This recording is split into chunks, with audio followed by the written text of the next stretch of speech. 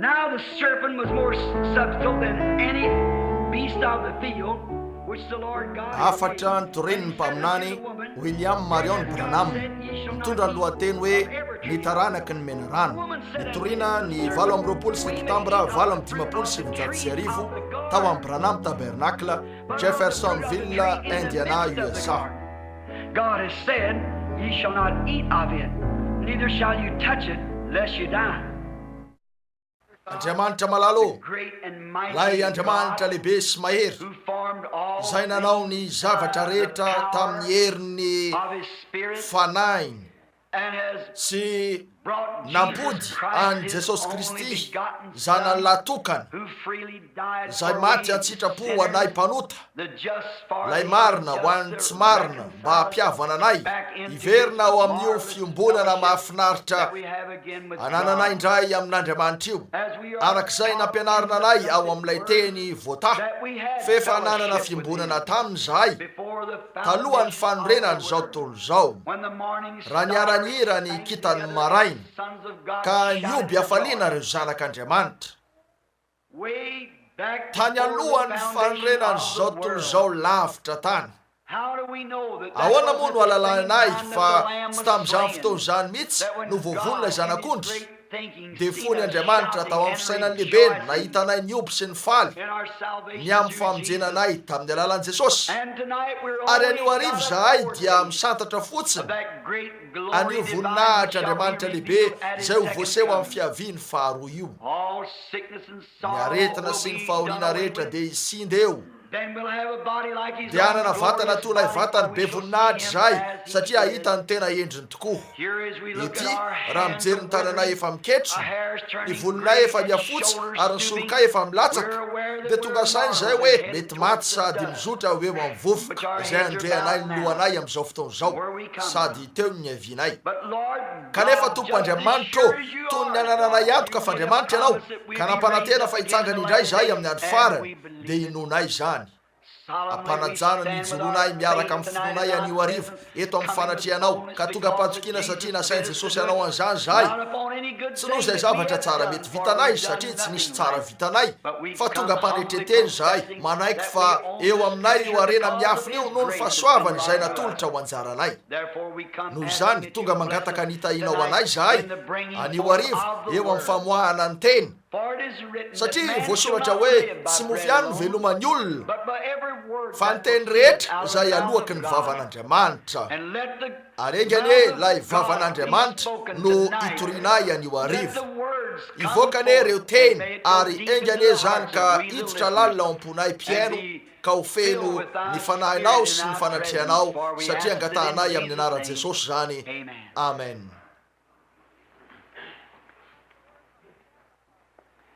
Androany sy omaly na omaly ariva raha ny marina, ary androany dia niresaka n'ilay loha hevitra sika. Izao aloha teo amin'ny nanomboana azy, nahoana sika no tsy hanara-piangonana, ary nataontsika tamin'ny fomba editra ihany zany ny amin'ny antony tsy mahanara-piangonana atsika, ary ny antony tsy notsika ny amin'ireo hanara-piangonana, satria hitatsika ao amin'ny Baiboly zany fa tsy mbola nanorina hanara-piangonana mihitsy Andriamanitra,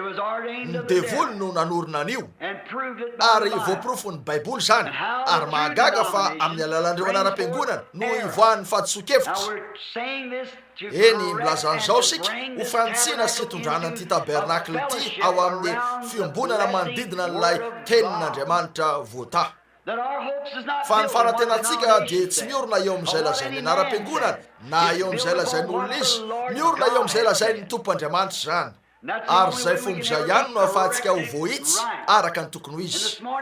Ary anio maraina misy 5 eto amiko eo ataoko fa zay reo tahirin-tsoratra navoakan'ny anara-piangonana izay tena tsy voambara ao amin'ny Baiboly mihitsy. zay ankofan'ireo fiangonana protestanta ka ampianariny ho fampianarana de ilay zavatra teo am'ilay renjanga ratsy any zay ampianarany fiangonana katolika de nakao amin'ny fiangonana protestanta io ary sika miankohaka amin'io zavatra io nefa nifanohitra am'izay rehetra misy amin'ny tenin'andriamanitra ny fiangonana lasa ho anaram-piangonana voalohany nanao fikarohana ny amin'io sika nitolakandro teo amin'ny tantaran'ireo pretra tao Nice tamin'ilay fiangonana tao Nice rehefa maty ny apôstôly de teo no nipiran'ireo pretra tao Nice ary nanao ny nataony nandritra ny taona maro izy ireo misy 5 taona fa tamin'ny farany zany de tonga tao Nice Frantsa ka teo no nanaovan'izy ireo an'ilay fivorimbe tao Nice ary teo amin'io no nametrahan'izy ireo an'ireny dogma nanany fiangonana katolika ankehitriny reny sady voapita ihany koa teo amin'ireo protestanta zany nefa toy ny voalazako tamin'ilay fampianarana ny maraina hoe nitsiraray tamin'ireo taom-piangonan'ireo hatramin'io taom-piangonana Tesalonika io tamin'ireo 500 fotoanany famazinana de tsy nisy fotoana mihitsy ka tsy nanaovany hoe mbola manana ny anarako ianao fa taty amin'ny lafinilany taty tsy tao amin'ny Kristy intsony izy ireo fa niseho nitondra anarana zay manondra anaram-piangonana katolika, Luther, Wesley, Baptiste, Presbyteriana, Pentecôtiste sy ny sisa nefa taloha kely fiafarany taom-piangonana hoy izy nasiko varavarana mivoy eo anatrehanao hitanareo ary eo ny taona zay notsika fa misy atsika amin'izao fotoana zao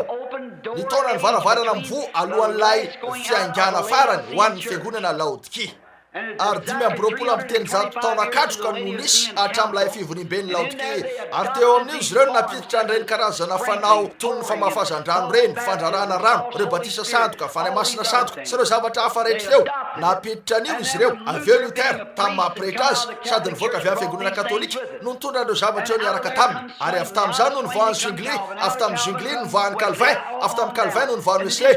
nitoy ihany fa tsy nitsahatra nitondra an'ireny dogme reny hatrany izy ireo fa fomba ahoana no afahan'Andriamanitra hitarika ny fiangonana raha indro izy ireo fa mizotra amin'ireo lalana zay tsy mbola nomeny azy ireo mihitsy mba ahafahany voatarika ary tsarovy ny Apokalipsy 17 hitantsika eo ilay vehivavy eny mazava ireo tenin'ireo voasoratra ao amin'ny baiboly zany ka de ataoko fa azoko ambara no lazaiko fa jangy io vehivavy io midika zany fa vehivavy maloto izy hoe tokony ho nanambady tokana izy nefa lasa njagajaga tamin'izao tontolo zao ary izy io no renin'ireo vehivavy janga koa manan-janaka vavy izy ary efa nasehontsika antsara zany teo amin'ny ary teo za manokana hitako teo amin'ny soratra masina zany hitako ireo fampianarany sy ny sisa ka inoko fa nametraka an'izany ao amin'nitsiny ny tompo ka tsy afaka ho zavatra hafa akoatra ny fiangonana katolika io izay ihany no zavatra mety isy ary inona no naterany ireo fiangonana protestanta izay mihitsy no naterany fanontana kapoaka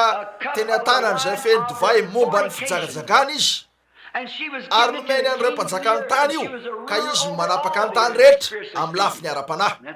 ary tena mariny zany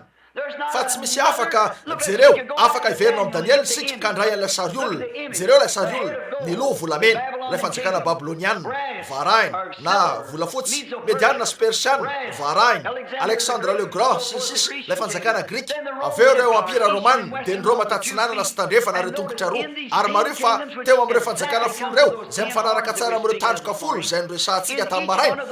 fa tao amin'ny tsiraray tamin'ireo fanjakana folo zay natao hijoro reo de nisy visy tany manga ny aro ary vy io dia avy tamin'ireo ranjo de ny Rome zany fa ahitana soritra kely ny amin'ny romanisma tafiditra eo amin'ny firenena rehetra ety ambany lanitra amin'ny alalan'ny fiangonana katolika tena mariny zany fa tsy ho tafaharo mihitsy izy ireo naiza ary fanambady izy ireo eo amin'ny samizy laza ny baiboly fa isy zany jereno misy azy ireo ankehitriny miaraka amina zazavavy katolika ohatra ny zanakareo lahy rehefa hivady izy ireo dia ilainy ny ampanantena fa hitaizany zany niaraka ny fanao katolika ento zany koa ny ankilany hitanareo fa zay ny famitena ny herin'le anankiray inona nefa io manambara amin'ny baiboly fa jangy io rehetra io koa inona ary no ataonareo mariny zany fa tsarovana ahoana ny fahotan'ny olona niverina tao amin'ny Deutéronomia sika ka naneo fa ny zaza avy amin'ny olopady ny zazasary de tsy nahazo niditra teo amin'ny fiangonan'ny tompo akory hatramin'ny taranaka 700 teo ambany lalàna zany nefa tony Kristy mba hanamafy ny lalàna impiry lavitra ary ny ankehitriny fa inona ny mahazo azy ireo inona ny olana amin'ireny vehivavy kely tsy voafehy eny an-dalabe ankehitriny reny vehivavy kely mifoka sigary reny ka manao sorta sy mibory vola ary tsy voafehy sy ny sisa inona ny olana mahatonga zany satria efa nanao toy zany ny reniny ho tsarovany zany ny eloko hatramin'ny taranaka faramandimby zay ny amin'io ka tonga aiza ary sika tonga eo amin'ny toerana zay tsy misy afa-tsy fahotana marikoriko misavovona sisa zay no antony nananganan'Andriamanitra ny Rosia any miaraka amin'ny bomba atomika mba hamitehana azy toy nisy tamin'ny safidrano rehefa nampisan'ireo rahoany izy azo antoka fa natao zany ary milaza zany ny baiboly ny Rusia izay firenena mandany fisian'Andriamanitra to azy tsy mino ny fisian'Andriamanitra de fitaovana tsara indrindra tsotro zao eo an-tanan'Andriamanitra tsy to tahaka ny mpanjaka Nebokadnezara ihany izay tsy maintsy namotika any Israely noho izy ireo tsy niara-nandeha tamin'Andriamanitra de toy zany ny poiran'ny Rusia mba hamaly-faty an'ireo olo-masina eo amin'ny fiangonana katolika de ny raha an'ireo olo-masina nalatsany nilazany baiboly ka izay no andravan'io rehetra io koa jereo ary raha tovavy mpitirantseratra ny reniny ny renibeny ary olona tsy voafeny reniny de ho inona izy io ankehitriny ho pampidera fitanjahana amin'ny rock and roll de ho toy inona ny zanany ary hoy ianareo zany ve no ataon'Andriamanitra eny tompoko mieloka de ho tsarovanaandriamanitra eo amin'ny zanaka amin'ny taranaka eny hatramin'ny taranaka 410 azy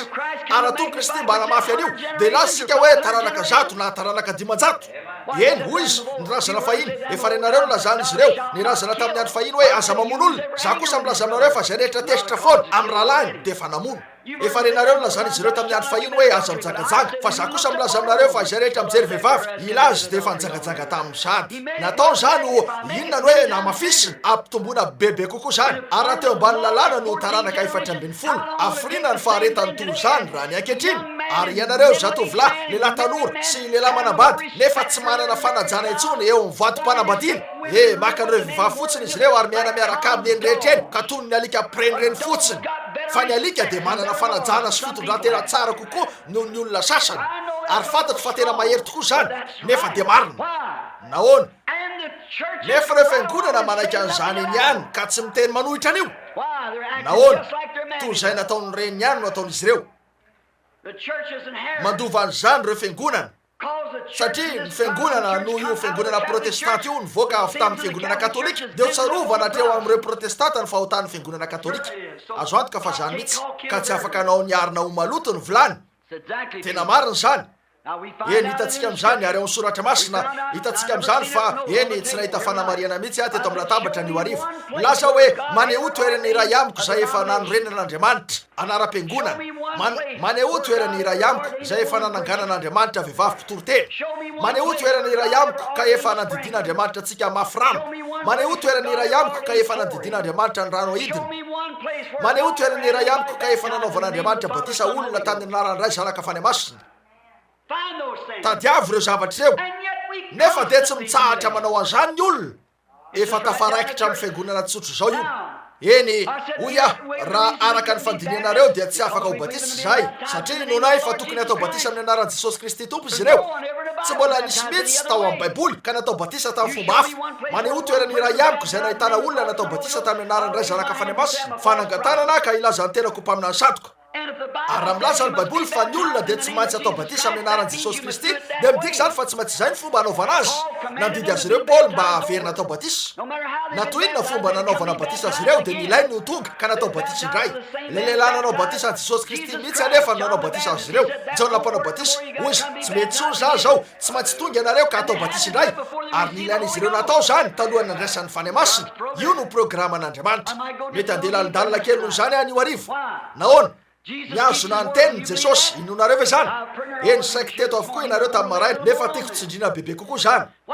nahoany Paoly naniraka nanome baiko an'io na de efa vita azy zany hoy Paoly na anjely avy any an-danitra aza nitonga ka mitory zavatra hafa ako voaoziny izy eny hoy ianareo manana zavana vaovao eo am'izany zahay tsy eo aminareo zany tonga niaraka tamin'izany teo amin'ny evany devolo karazana zavana vaovao tsy azavana vaovao no ilainareo ny amindra eo amin'ilay azavana efa napetrak'Andriamanitra eo no ilaina ataonareo zay ihany eny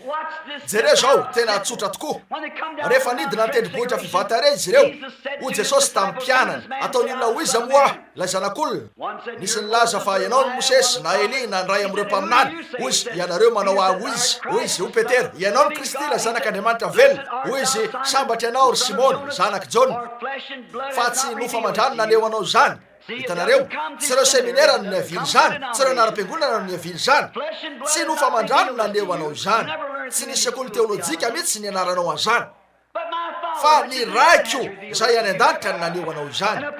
ary eo ambony ty vato lampy ty no aoriko ny fiangonako ary vavadiny elo tsy aresy azy de ny fanambarana ara-panahy ny am'izay maizy azy mario ary za milaza fa ianao no Petera ary omeko anao ny fanalaidiny fanjakana ary na inona fehezanao hoe ty ambony tany de foesiko any an-danitra ary na inona vahanao hoe ty ambony tany de vahako any an-danitra eny voatery ny azona antenina izy raha tsy zany de tsy Andriamanitra eny ary rehefa natao zany andro vitsy taty arina nomboana izy nitsangana niakatra tany an-danitra ary Petera nanokatra ny filazantsara tamin'ny andro Pentekosta zay ve nataony azo antoka fa natao zany ankehitriny jereo fony izy efa ho samy nanimbazibazy izy rehetra satria ny fenona ny fany masina izy reo nantsona ho miala tamin'ny dogma ho ny rolera na karazana anarana toy zany ary ny ome mihitsy azy izy reo ka nanao hoe leo ny divay mamy izy reto de nitsangana teo anivony izy reo Petera nasandra ny feoany de hoy izy ry vahoaka ry rahalahy eno ny feoko eno ny teniko ary atongilano amiko ny sofinareo tsy mamo araka ny hevitrareo tsy akory reo fa voaora fahatelo ihany zao ny andro fa izao lay nampilazaina ny Joel mpaminany hoe zao no isy amin'ny andro farany andatsaka ny fanahiko aho sy ny am'izay ataony am'ireo zanany lahy sy reo zanany vavy am'ireo mpanompony sy ny sisy am'izany andro zany ary rehefa nanomboka nandriany zany izy reo de voakasika indrindra tao am-pony satria nandre lehilahy zay tsy nahalala ny abidiany izy reo nefa voatery nanigilatsofina tamina de zany azy no ny fahalalana fa nisy zavatra tao anatiny zay nampirehitra azy de ny fany masina anakanazy hoe tony hoe anandro namono afo eo am'trano mirehitra nefa andro mandrifotra tsy vitanareo zany feno ny fany masina izy ary inona ny nataony teo oreo ry vahoaka ary rahalahy inona no azonay atao mba ho vojena tandremo tsara eto ry Petera fa eo aminao ny fanalaidiny fanjakana hitanareo eny rehefa nitsangany Jesosy tamin'ny andro fahatelo de tsy de ho aminy fanalaidiny fanjakana lanitra fantatrareo ve zany hoy izy eto amiko ny fanalaidiny fahafatesana sy ny elo fa tsy ny any fanjakana satria efa nomena amin'ny Petera zany ary hoy izy ry Petera ninona vahanao ety ambony tany de ho vahako any an-danitra ninona fehezanao ety ambony tany de ho feheziko any an-danitra koa indro izy eto fa nijoro niaraka tamin'ny fanalahidy mba hanokatra ny zavatra voata io ho an'izao tontolo zao ary indro izy eto fa nanana an'ilay fanalahidy teny an-tanany de nanontany izy reo hoe inona no ataonay mba ho vojena eny na inona nasain'ilay apôstôly natao teo de tsy maintsy neken'Andriamanitra tao an-danitra zany raha nomeny azy io fahefany io eny ho Petera mibeba avokoa ianareo ary aoka atao batisa amin'ny anaran'i Jesosy Kristy mba azo famelana ny elokareo ary ianareo andray ny fanomezana de ny fany masina zany ve ary zay no antony niodinan'ireo fanalahidy tao an-danitra zay tsy tamin'ny anaraka hafa na tamin'ny fomba hafa na tamin'ny endrika hafa niodina tety ambony tany zany ary niodina tany an-danitra raha tsy zany de tsy niazona ny teny Jesosy teo amin'ny Petera ary eran'ny baiboly rehetra raha natao batisa izy reo taoriny zany de natao batisa tamin'ny anaran'i Jesosy Kristy ary reo zay natao batisa tany alohan zany de tsy maintsy tonga ka natao batisa indray tamin'ny anaran'i Jesosy Kristy mba handraisany fany masina zay ny tena marina mbola mitovy am'izany ihany koa raha ny batisa amin'ny anaran'ny ray zanaka ary fany masina no ampianaritsika de efa minanina santoko zany eny tsy te handratra foanareo ah nefa tsy maintsy apetrako mazavy zany mba ahafahan'izao fiangonan'izao alalany amin'io tsy hoe eto sika ka toy ny andian'olona doto tsy mahay mamaky teny fantatsika ny toerana misy atsika amin'ny tenin'Andriamanitra hitanareo fa malalo sika manao fiakaina amin'izany izaho mba haneo toerany iray amiko zay efa nisy olona natao batisa tamin'ny anaran'ny ray zanaka fany masina koa iainy faminanina sandoka ve nareo sa ny fahamarinana dinio soratra masina miakina aminareo sisy maneho toerana ahitana olona ao amin'ny baiboly na toerana ahitana fiangonana ka efa naorina ho anaram-piangonana ao amin'ny baiboly aseho iaho amin'ny baiboly ny toerana zay efa nanendrena vehivavy mpitory-teny aseho iaho amin'ny baiboly ny misy an'ireny zavatra rehetra reny de reo resantsika reo ka efa naorina tao amin'ny baiboly tsy ao zany maneho toerana iray makanesa eo amin'ny anaram-piangonana eny fony mipoitra ny metodista de nitory ny fanamasinana izy reo tsara zany nefa rehefa nataon'izy ireo zany nanao anaram-piangonana izy reo de tapika treo ny aminy zay no antony ilazany baiboly hoe manana anarany ianao hoy ianareo kristianina eny anaram-piangonana inona ny misy anareo hoy ianareo metodiste ko de jangy anareo raha izay batista jangy zany pentekotiste jangy anareo any fiangonana io anareo fa tokony ho any kristy anareo tsy misy idirany mihitsy amin'ny filazana hoe metodiste batiste raha kristianina anareo de kristianina amin'ny fo ny tsirairay amin'ireny anaram-piangonana ireny de afaka moka zanak'Andriamanitra mariny zany saingy rehefa mihevitra anareo fa ho any an-danitra noho ianareo metodista na batista fotsiny de diso ianareo ary zay no antony toerantsika ty ivelany io zavatra io naona tsy afaka hita ny batista nisy lehilahy metodista nanontaniko teto teo mpanaovana boky fikaroana izy ny amin'ny zavatra efa voasoratra ela be hoy izy ny antokana noerana ianao de ny fiarahanao amin'ireo pentekotista hoy iza moa lay hoe zahay metodista hoy koa volazaiko anareo nataoko ho any amin'ny tanàna anareo ary aoka ny metodista no amatsy volan'izany hoy izy mazava ho azy fa tsy azonay atao zany oya zay mihitsy la nieritreretiko mijanony amin'ireo pentekotista satria mino an'izany ny pentekotista marina zany manoana an'izany izy ireo de izy ireo no mahazo tompony amin'io firy namaky an'io lahatsoratra atao magazine life io voanivoaka zany ny amin'ny fiangonana pentekotista io no misy nitranga-javatra lehibe indrindra amin'izao tao zao na azy miovafo be lavitra no reo fiangonana hafa rehetra tafakambana izy ireo tao anatin'ny herintaona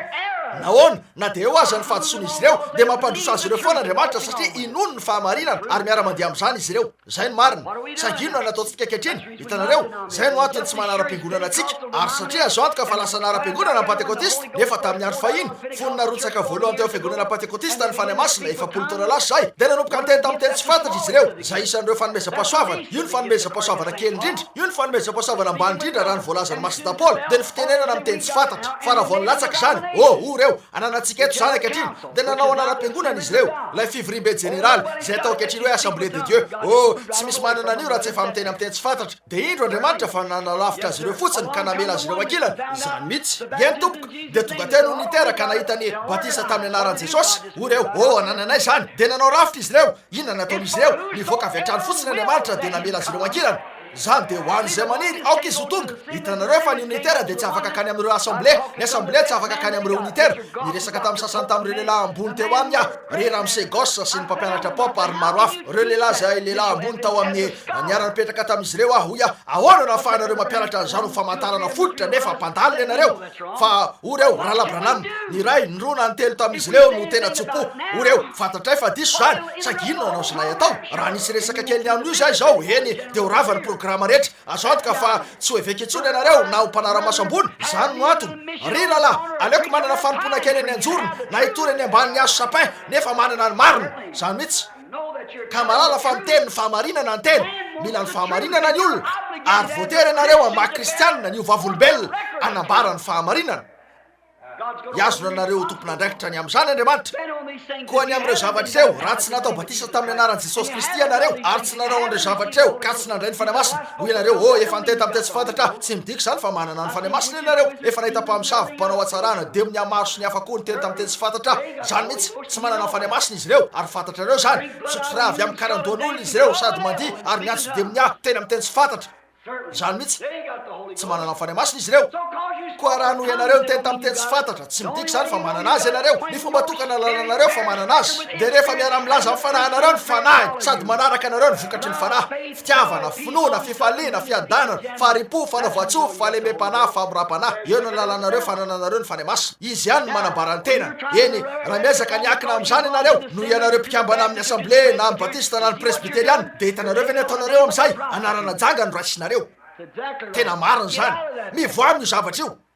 manalavirana zany tsy ny fialana fiangonanareo ny tiako ambarana anto zany ataovy zay tianareo ny amin'io fa ialao lay fiakinanareo amin'ny hoe presbyteriana tsy mino ny andro mifagaga zay nahoana ianareo tsy minao an'io mampianatra an'izany ny baiboly mpikambana amin'ny eglise de Krista milaza izy ireo fifalasany andro mifagagana mpamina ny santoka izy ireo azoko aseho anareo ny toerana nanomezan'i Jesosy Kristy hery ny fiangonana anasitrana ny marary sy ananganany maty ary androka de miah manao fiakana amin'izaniza ambany eo soratra masinira iamiko amin'ny baiboly ka nanesorana an'izany teo fiangonana fa inona nalalany teo aminy ny dogmanareo ihany marina zany fa tsy ny tenin'Andriamanitra ny fanamasina de mbola miasa trany manao zavatra tonony teo ihany ary anao an'izany foana izy zay no antony tsy manara-piangonana antsika manana ny endriky ny toe-panaraka an'Andriamanitra kanefa mandany heriny manalavirany toy zany tsy minao zaka raha zavatra zany sika eny ahoana loatra ny andohany zany tsy maintsy mandeha malaky sika ka andray an'io faingana arak'izay azo atao eto ny amin'ny fomba ny andohany zany eny manana soratra masina betsaka ny amin'ny fanamasina voasoratra eto sika ary zao koa nanao fiakany sika omaly arivo amin'ilay hoe faharetan'ireo olo masina tsy hoe araka ny fomba inony batista azy tsy tompoko azo antoka fa tsy miombokevitra amin'ireo batista sy ny heviny ny amin'ny fampianarana calvinisme ataona tena tsy miombokevitra amin'ireo presbyteriana tsy miombokevitra amin'ireo metodista ny amin'ny fahitany fampianarana arminiana eny tompoko nefa samy misy marina izy ireo nefa tsy maintsy averinareo eto kosa zany fa eo ny fahamarinana raha miazakazaka ivelany ianareo de rifatra miaraka amin'izany zany mihitsy tonga ny batista manao batisa olona vitsivitsy eo asitrika ataony mpitory-teny batista izy ireo nefa mifokasigara ny 7 miverina mivoaka mandehandeha eny ary milalao karatra manao loto mandritry ny alina mirendrarendry eny ka manao serasera tsy ara-dalàna ary mivehivavy rehetra manao sorteny ivelany eny mandehandeha eny amin'ny arabe sady manapa-bolo ary mifoka sy mifosa ka manao fetikely petapetahana sy anaovana vazovazo maloto nefa tsy nareo hoe kristianisme zany ka iverinareo fa manana antoka mandrakizay ianareo ho any amin'ny elo amin'izany ianareo tsy ho tamanany an-danitra ianareo nahoana azo antoka fa tsy zany no antoka mandrakizay saingy rehefa nateraka ny fany masiny indray ny olona iray ary ianareo pentekotista no ianareo mitsambotsabikina mitena tsy fantatra miazakazaka mivezivezy eo ampivoatrano tsy midiko zany fa manana antoka mandrakizay ianareo azo atao an-tsaina mihitsy zany tsy tompoko azo antoka fa tsy zany mihitsy satria mahalala ianareo fa ny fiainanareo ihany de vavolobelona manambara ny maizy ianareo hoe tsy mahitsy eo anatren'andriamanitra ianareo marina zany tsy mahitsy ianareo tsy mbola izany no atao hoe antoka mandrakizay nefa te anontany zavatra aminareo a misy ve ny antoka mandrakizay milaza ny baiboly fa misy milaza ny baiboly fa ny anarantsika de natao tao amin'ny boky ny fiainany zanak'ondry talohan'izay mety ny andohany zao tontolo zao toy ny voalazako tamin'ny maray lazaiko indray zany le lehilahy nanoratra n'ilay hira hoe nisy anaram-baovao ny soratana any amin'ny voninahitra ny eo ariva de niazy zany tsara de tsara ny fisaina ny saingy diso niazy eo amin'ny soratra masina tsy ny ariva n'ilay namonjenanareo no nametrahana ny anaranareo tao ny anaranareo raha araka ny baiboly raha araka ny apokalipsy 17 sy ny sisa de efa napetraka tao talohan'izay mety ny andohany zao tontolo zao fa jesosy kristy de efa voavono talohan'ny fanorenany zao tontolo zao ahoana no ahafahan'andriamanitra zay tsy voafetra ahoana no ahafahan'ilay andriamanitra tsy voafetra amin'ny fahalalany ny farany hatrany voalohany ahoana ny mety ho nahafahany namela ny fahotana ho tonga teto an-tany raha tsy nisy antony mba hanoanana an'ireo zavatra lozantsika fotsiny eto izany no nisy voalohany ny mpamonjy sa ny mpanota ny mpamonjy azo antoka izany mahery kokoa ny mpamonjy sa ny mpanota raha vita n'ilay mpamonjy ny anaisitra ny ota de izy no mahery kokoa ko anahoana izy ny namela ny ota izy tamin'ny voalohany mba nehoana fa mpamonjy izy no mahery kokoa ny mpanasitrana sa ny aretiny ny mpanasitrana nahoana ary izy no namela ny aretina izy mba nehoana fa mpanasitrana izy mahatsiaro tena tafiditra tsara ankehitriny eny tompoko la ireo toetra tao aminy zany zay no antony amelana an'ireo olana izy zay no antony amelany ny fahoriana izy mba nehoana fa fifaliana izy azo antoka fa zany mihitsy zay no antony ananatsika ny alina mba hanaporofona fa misy ny andro zay no antony ananatsika atezerana mba hanehoana fa misy ny fiadanana zany mihitsy ahitana ny tsy fitovia zany mahafinaritra izy eny ahoana ny andohany zany hiditra avetrany am'izany sika fangy anarak'izay azo atao mba tsy azonako anareo tontolo alina eny tsy maintsy misy fiandohana ny zavatra rehetra ary te antany zavatra aminareo ah eny izy ty mety asisiny fotsiny ao am'posiny palataonareo zao tsy voatera anampy an'izao eo am'izay efa fihinanareo ianareo nefa eno zao raha famoronana mandrakizay ianareo de tsy mbola nanam-piadoana mihitsy sady tsy afaka hanam-piafarana mihitsy satria ny mandrakizay de avy amin'ny telo hoe tsy manam-piadoana ary tsy manam-piafarana tsy tsaronareo ve ny voalazako tamin'ny maraina ny amin'ny melkizedeka rehefa nitsenany abrahama avy namono mpanjaka maro izy de nilaza ny baiboly ao amin'ny hebreo 7 fa levy de nandoa ny fahafolo-karena tamin'ny melkizedeka fony izy mbola atao anatin'ny abrahama rainy abrahama niteraka ny isaka niteraka ny jakoba niteraka amin'ny levy zany hoe ray be ary rainy raibeny ary fony levy tao am'ilay rainy raibeny ny baiboly de mametraka azy ho nandoa ny fahafolo-karena tamin'ny melkizedeka resao ary ny amandrakizay la tsy nilaza mihitsy izy hoe nataony tamin'ny tandidony zany na hoe azo lazaina ho nataony nilaza ny baiboly fa nandoa ny fahafolo-karena izy amen koa raha avy amin'ny votsara amin'ny avitsika fony tono ny filazantsara paoly de teo ary teo ianareo hiditra am'izany sika ndraso kely fotsiny andeha lalina arak'izay azo atao mario zany no ambara ny soratra masina amitsika ary nandeha tanoarina be mihitsy azy zany eritrereto fotsiny levy aveo jakoba rainy aveo isaka rainy aveo abrahama rainy ny rain'ny raibeny fony mbola tao anatin'ny rain'ny raibeny levy dia nandoa ny fahafolo-karena tamin'ny melkizedeka te antany anareo iza ry voalaza eto joba 7:20 raha nilaza izy hoe taizary ianao fony nametraka ny fanorenan-tany raha niara-nihira reo kitany maraina ka nioby hafaliana reo zanak'andriamanitra iza reo zanak'andriamanitra izay nioby noho ny hafaliana niteny tamin'izy ireo jesosy hoe miara-ny faly taminareo aho talohan'ny fandrenany zao tory zao. Tsy famoronana ho an'ny fotoana akory sika fa famoronana ho an'ny mandrakizay.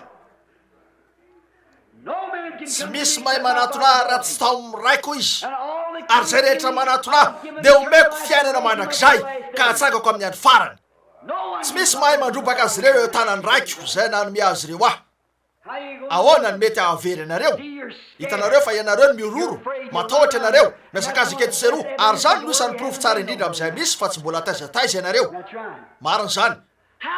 Ahoana no ahafahan'Andriamanitra mety hamonjy anareo raha toa izy firy amin'izao fiangonana zao no nangatanana ka ino fa tsy voafetra Andriamanitra? Fantatrareo ve ny dikany telo hoe tsy voafetra? Tanteraka tsotro zao zany.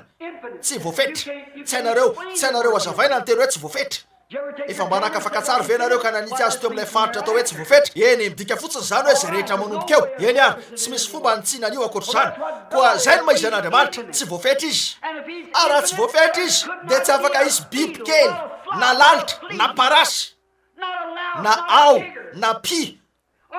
ninona tamin'izay efa nisy teto tany na mbola isy ka tsy efa fantatr'Andriamanitra talohan'izay mety ho nanaovana an'izao tontolo zao. Zay no endrika anehoana ny amin'ny hoe tsy voafetra. Eo amin'izany ary ny Andriamanitra tsy voafetra lay mamonjy anareo androany, nefa amin'ny fahalalany fa hanaranareo izy amin'ny herinandro avy na amin'ny volana ho avy na amin'ny taona ho avy. Eny manoritra n'ilay tanjona mihitsy izy raha izany tsy afaka hanaranareo izy. Zay mandre ny teniko ka mino zay naniraka no manana fiainana mandrakizay ka tsy handalo fitsarana mihitsy fa efa tafafindra ny ala tamin'ny fahafatesana ho amin'ny fiainana. Tsy hainy atao zany. Tsy vitanareo intsony ny zay rehetra naterak'Andriamanitra no tsy manota, satria ny voan'Andriamanitra no mitoetra ao anatiny ary tsy mahay manota izy. Ahoana no ahafahany manota raha misy fanatitra no niota ho azy eo? Ahoana no ahafahako narary raha salama tsara? Ahoana no ahafahako jamba raha afaka hahita? Ola! Ahoana no ahafahako sady ao anatin'ny trano no any ivelan'ny trano amin'ny fotoana iray? Ahoana no ahafahako sady mamo no tsy mamo amin'ny fotoana iray? Tsy hainareo atao zany. Ary rehefa voavonjy ianareo dia eo ambanin'ny fanavotana. Ary tsy saina ho anareo ny otanareo. Tsy nilaza va Davida hoe sambatra ny olona zay tsy ahitan'Andriamanitra heloka ary tsy saina ny fahotany. Tsy mitahiry heloka eo amin'ny voary ny Andriamanitra. Tena mafy zany. Tsy ronono maivana zany nefa dia zay ny Baiboly. Tsy hanisa fahotana eo amin'ny marin'Andriamanitra. Andriamanitra no ny fahasoavana tamin'ny fanendrena raha teo. Tsy tia nisy overy fa mba ho tonga fibebany izy rehetra saingy noho izy tsy voafetra ka fantany hoe iza no tonga ary iza tsy tonga dia hainy nataony nanendry raha teo ny zavatra rehetra mba hiasa araka ny sitrapony. Raha tsy nanao araka izany izy dia nahoana ny navelana izy ny otatra any am-boalohany? Efa mpamonjy izy teo. Raha tsy nisy mihitsy ny mpanota dia tsy ho mpamonjy mihitsy izy ary ny toetra tao aminy dia tsy afaka ho voaseho. Ahoana ary no mety hahatonga azy ho mpanasitrana? Ahoana ary no mety hahatonga azy ho mpanasitrana? Noho ny namelany ny aretina izy mba hahafahany aneo ny tena no mpanasitrana. Izy ny mpanasitrana. Ahoana ny mety hahafahanareo? Ahoana ny mety hahafahany ho fatatsika? Ahoana ny mety hahafahany toetra ny asa? Ahoana no hahafahany ho mpanasitrana raha tsy nisy mihitsy ny aretina? Ny lainy ny namela ny aretina izy. Tsy magaga raha ny lasy Paoly ao amin'ny Romanina 9 ry olona dala. Iza no afaka hiteny amin'ny mpanefilany amin'izay ataony? Izy raha hitsangana ny tanimanga ka hanao hoe nahoana ianao no manao ato zao? Moa tsy nanandratra ny Farao amin'izany tanjona zany ihany izy mba hahafahany maneho ny voninahiny tany Ekipta. Izy no manamafy fo zay tiany amafina fo ary manamarina zay tiany amarinina. Tsy zay maniry na zay miasakasaka fa Andriamanitra zay maneho fiantrana.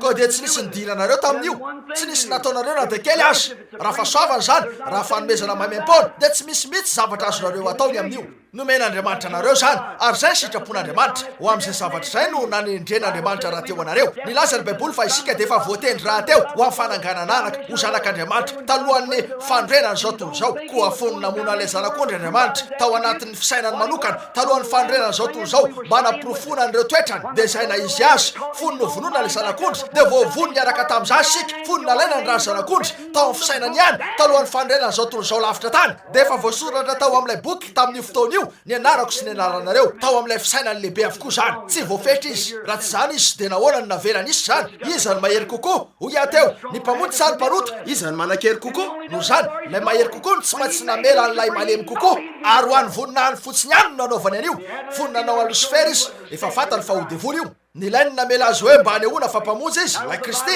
nilainy namela an'io hitranga araka izany eny tsy milaza ve ny baiboly hoe ny zavatra rehetra dia miara-miasa so izay tian'andriamanitra ino no ary no atahoranareo aoko sika hitrakaka hiasa anana fovonona ho amin'ny ady rehetra tsy ho tahaka ny biby mona tariny ka ilaina iangavila sy tambatambasana fa aoka ho mpiady mahery tiako zany mijoroa nisy poezy kely zay tena nanampiabetsaka fony ambona zazy toy zao sy zao zany nisy romanina manakaja tam'izay tamin'ny andro ny amperora romanina zay nandreka nosa mahonena teo anylohany lampanana hoe lavitry ny loza fa ato am'ty azo fiafenany ty tsy misy afaka nozongozona zany tsia ola mpiady mahery ahita fomba na hijery fomba zay ary le izy mariny zany raha mampianatry ty baiboly ty fa jesosy kristy tsy miova masany eo ary manakizay tsy zavatra mora rehefa nivoaka ty tabernakle ty aho tamin'iny andro iny ka nyteny tamiko ny rehetra fa zao no hitranga ary zao no hitranga mety ataon'ny olona ho fanatika anareo atsipy anatra amin'ny masina ary tabatra nohitra anareo ny fikambanany mpitsabo rehetra nefa nylazany andriamanitra laza ny baiboly fa izany izy ary ankehitriny dia misy afo ny fifazam-panahy mirehitra eo amin'ny firenena rehetra ty ambany lanitra nahoana miroena eo amin'izany ahoana nanaovanareo ny asanareo andavanandro nanavy anareo ny miasa hitanareo afaka hiarina hiasa avy atrany ve nareo reratsaina sy verefitra ve nareo tsy tiako zany zavatra zany sa hiarina hiasa avy atrany anareo sa ho feny tahotra foana raha izany ataovy ny asa hitanareo manaraka amin'ny fietrenetana fa ho vitanareo zany aza miala amin'izany zany mihitsy manana tanjona amponareo tahaka ny daniela aza miala amin'andriamanitra taiza nitrangany rehetra io ahoana natongavan'izany inona no mahatonga ny olona ho toy zao nahoantsika ny saika efa andala-pampitehana rinana branamy mazava amiko zany inona no mahatonga anao mieritrehitra fa tsy maintsy ho ravo zao rehetra zao efa nisy fotoana fa ino naravan'izany tsy zany ve teo amin'ilay fampitehana tamin'ny safidrano eny misy zavatra lalina vitsy mipotreto ary efa iomana any amaky sika eny tiako ianareo raha matika miaraka amiko ao amin'ny bokyny genesisy ny toko fahatelo raha misy zavatra tianareo fatarina afaka aneo anareo ao amin'ty bokyny genesisy ty ah ny toerana nisiny fitokona rehetra sy nisy marehetra sy reo zavatra rehetra nanatsika ankehitriny dia nanomboka tao amin'ny genesisy firy ny malala fa ny genesisy dia midika hoe ny fiandohana zany tokoa mahita ny fiangonana katolika sika tanam-piandohana ny babilôna ny miroda nanangana azy hitatsika zany eo anivon'ny baiboly hitatsika zany aty amin'ny fiafaran'ny baiboly hitatsika fa niezaka napiditra vehivavy mpitoro-tena izy ireo tany amin'ny fiandohan'ny baiboly ny fivavahana tamin'ireo sarivongana kely vita tamina fakakazo firy no efa namaky ny deux babilôna nataony silopa lay tantara eny ary jereo amin'izany ao amin'ireny tantara reny nisy vehivavy teo amin'izy ireo ary ko tsaronareo ve fa na de jakoba azy dia nangalatra andreo andriamanitry ny ray fa ny zanany vavy no nanafina azy ato ambaniny ka nitondra an'io tany anefitra zay nandoto ny tobo taty oariny eny ary andesika zao amaky ato amin'ny genesisy ary ny menarana dia fetsy noho ny bibidy rehetra zay natao ny tompo andriamanitra ary izy tamin'ny raha vehivavy anky efa nataon'andriamanitra hoe aza hinananareo ny azo rehetra eo am'sa o raha vehivavy tamin'ny menarana ny voan'ny azo eo am'sa dia azona hinanana ihany fa ny voan'ny azo eo voan'ny sa kosa no efa nataon'andriamanitra hoe aza hinananareo na tendrenareo zany fandrao maty ianareo ary ony menarana tamin'ny raha vehivavy tsy ho fatsy akory ianareo fa fantatr'andriamanitra fa amin'izay andro hinananareo azy dia ahiratra ny masonareo hitanareo ny fitadiavana azavana vaovao ka ho tahaka an'andriamanitra ianareo alala ny tsara sy ny ratsy hitanareo ny maizy an'ireo olon'ireo amin'izao andro zao ny fiazana izy ireo manaisitra ao amin'ny baiboly tsy moramora ve ny mandraraka na mamafrano na toy zao na toy zato tsy tompoko efa namaritra ny programa andriamanitra ary zay no natao arahantsika ity ary hitandraha vehivavy fa tsara ho fihinana ny azo sady mahafinaritra ny maso ary azo mahatonga matsirehetra ampahendry dia nanotaza ny voany ka ninanany ary nomeny koa ny vadiny izay teo akaikiny ka dia nihinana izy dia nahiratra ny mason'izy mivady ka fatany ny tanjaka izy ary nanjaitra ravinaviavy izy ka natao sikina ho azy tejanona kely eto fotoana foy aho eny tsy maintsy misy fiandohana ny zavatra rehetra nanam-piandohany ianareo eny sika eto ny tiako anorenana ny zavatra rehetra eny tamin'izay fandresantsika tamin'ireo fivoriana roa faran'ireo mandraka kehitriny eny tamin'ny maray sika dia niverina tano arina ka naneo endrika atao amin'ny baiboly fa fony nanao ny tany andriamanitra ka rehefa nanao ny entony izy ka niova ho calcium nientony ho potasy sy ireo zavatra isan-karazany teo mpanaovana ny vatanareo izy teo mpanorenana n'lay trano izy toy ny mpanao trano malazy iray toy ny mpiatodra-rà avoaka ny fitaovam-piasany anaovana n'lay trano ko asainy atsangana teo andala-mpanaovana ny vatanareo izy ka nylainy nametraka an'izany teo tena efa fatany tsara tsotro zao tao an-tsainy ny zavatra isy ity tanany ity efa nataon'andriamanitra ty tanany ity talohan'izy raha teo ampanaovana n'izao tolo zao izy fa ny fanahy kosa de efa nataony talohany isy izy zao tolo zao eny fa ity tanany ity izy ty vatany ity de nataony fony izy nanao man'izao tolo zao satria ny tany no nivoahany ty vatany ity ary iverina amin'ny tany andriamanitra nanao an'io efa nanomana zany rehetra zany izy tao amin'ilay planiny sy lay programany lehibe koa rehefa lasa izy ka nanao ny tany de nanao andra-lehilahy nefa to tsy ara-dalàna tsara ny fahitana andra-lehilahy eny efa noresantsika zany tamin'ny maraina nasehotsika niendrika zany ny amin'ny nendinany ray ary nijeriny zanany lahy izay natao araka niendra sesisy de nanao vady ho azy izy mpanampy eny tsaro fa ny zavaboary rehetra teto atany adama ny nanome ny anaran'izy ireo natao zany teo amin'ny ny biby fiompy ny biby ty sy ny hafa rehetra araketriny sika reo mpamantatra ny fotoana sy ireo tena pasiasy de efa niezaka nandritra ny enina arivo taona mba hitady an'ilay ampahany banga ny amin'io biby io ny olona de aina biby fatatsika zany ary sika de natao tamina fa ny vehivavy dia ampahandra lehilahy tsotro zao vokatra ny volavolaina ny vehivavy de tsisany famoronana voalohany efa nitsahatra tsy namorona andriamanitra teo efa amataonany maro mandra-pamoahany vehivavy avy tamy taolatezany lany voany efa nomeny adamanarana ny voary rehetra ny zavatra hafa rehetra saingy tsy nisy ninoninona ho any tenany koa de nanao mpanampy azy izy nisy taolatezana nalainy avy tamy lany voany nakatony ny ratra ary nanao mpanampy azy izy fa raha lehilahy tao amin'ny fanahiny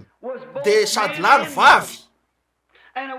fa ny vehivavy de ampahandra lehilahy tsotro zao ary rehefa misy lehilahy makavady ho azy ka tena vadiny izy io vady nomen'andriamanitra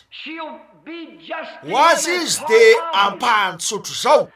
zay ny mahatonga anareo mahita olana maro eo amin'ny fanambadiana de satria mivoakena anareo ary mahita tovavy baribary maso tsara namanga maso na zavatra toy zany sady manana toe-batana tsara ka lavo eo am'izany raha vao miteraka ny zanany voalohany raha matoa ka miala ny nifiny ka misy ketrona sy miantitra de te andaka azy any ivelany ianareo ary ny vehivavy sasany aminareo mahita tovolahy kely malama volo zay nandanina ny antsasaky ny saborany reny natao teo sady miolakolana de ho lavo ny rehetra fantatro tam'izay efa hitako zany nefa inona no mitranga inona ny misy lava eo am'izany ianareo tokony vavaka aloha ianareo satria raha vehivavy dia ampahanareo ary raha nisy vehivavy no fininareo teo aotratranareo ka nalainareo vady nefa ianareo mamela marika eo aminareo izy io toy zany nilazantsika azy mba ho azonareo ary zay rehetra vehivavy hafa akeo amin'io tratra io de tsy fanaraka am'izany marika zany ary azonanareo tompon'andraikitra ny amin'io andriamanitra ary tsaro fotsiny zany ianareo zay mivoaka miaraka amin'ny vadin'olo kafeny ka nare androany ny am'tovavy kely ray teto tanàny olona kely mampalahelo fantatro izy io nisy karazana lehilahy malotosaina ny vidy an'ireo akanjo tsara tareo azy sy ny sisa ary niezaka nanadala azy toy zany ny voalavo nanao zavatra toy zany ka tsy azo verina olombelona akory fantatrareo fa ny alika dia tsy ambany toy zany kanefa tsonareo ny renina alika hoe alika janga tsara fitondratena lavitra izy noho ny atsasaky ny vehivavy eto Jeffersonville ary antsonareo ny reny kiso hoe kiso maloto nefa izy tsy tsara fitondratena kokoa izy noho nyreo vehivavy ny Etazonia ny maro amin'izy ireo tena mariny zany eny fantatro fa entry zany ary nanambaranareo aho fa anindry mafy satria tiako fantatrareo zany ary mariny zany reo rehetra reo reo vehivavy ankehitriny de tsy malala akory zany hoe fitondratena o reo tsy manimba ny fieritreretako zany tsy anananareo akory zay fieritreretana mario eny tompoko de zay ahafantaranareo manavaka ny tsara sy ny ratsy ankehitriny mario io lehilahy io rehefa noariny izy de nosarahin'andriamanitra ny fanahiny ary nisy ampahany tamindray lehilahy ny esorony ny taolatehezana ka avy tamin'io no nanaovany andra vehivavy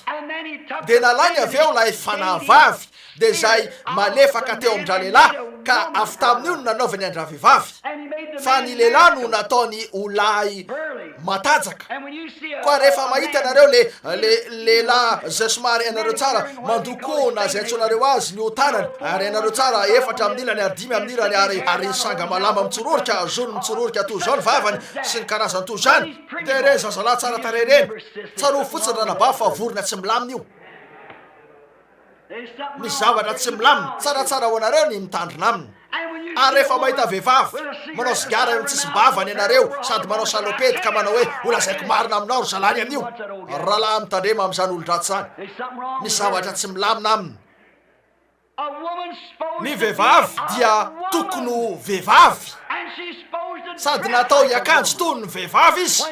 fony nanao ny lehilahy Andriamanitra de nisy endrika nanaovany azy ary nisy endrika hafa nanaovany vehivavy ary rehefa nampiakanjo ny lehilahy Andriamanitra de nisy fomba nampiakanjony azy ary vehivavy tamin'ny fomba hafa ary hoy ny baiboly fa vetavetana ho an'ny vehivavy ny manao fitafin-dehilahy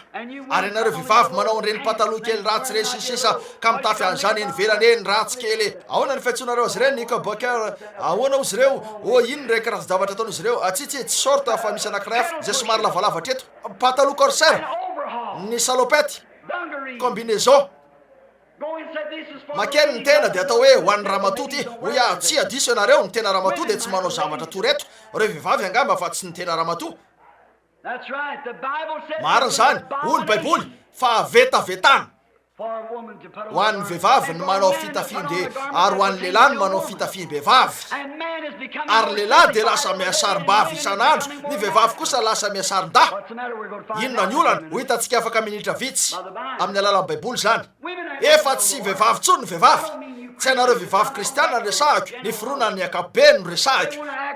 te tondratena toy ny lehilahy izy ireo tena apaka ny volony toy ny lehilahy manao ny tanana eny amin'ny bara toy zao sady mira hoe Andriamanitra tany Amerika miaraka amin'ny sigara eo tsisy mbavany midina eny amin'ny arabe voaka miemitra toy ny eo amin'ny lalabe mihitsy ny sainay tena zavatra aminareo ho anareo vehivavy mpamily enoy za sy Billy Paul tamin'ireo difarany nataonay nanerana ny firenena tato anatin'ny enim-bolana nanisan'ireo fahadisoan'ny familiana teny an-dalana ary tamin'ny loza 300 ny tranga teny an-dalana azonareo tsana aveo hoe firy tamin'ireo ny vehivavy mpamily zara ny akoatran'izy ireo raha ny 7 tamin'izany no lehilahy fa ny 900 na ataoko fa raiky amin'ny 900 de vehivavy mpamily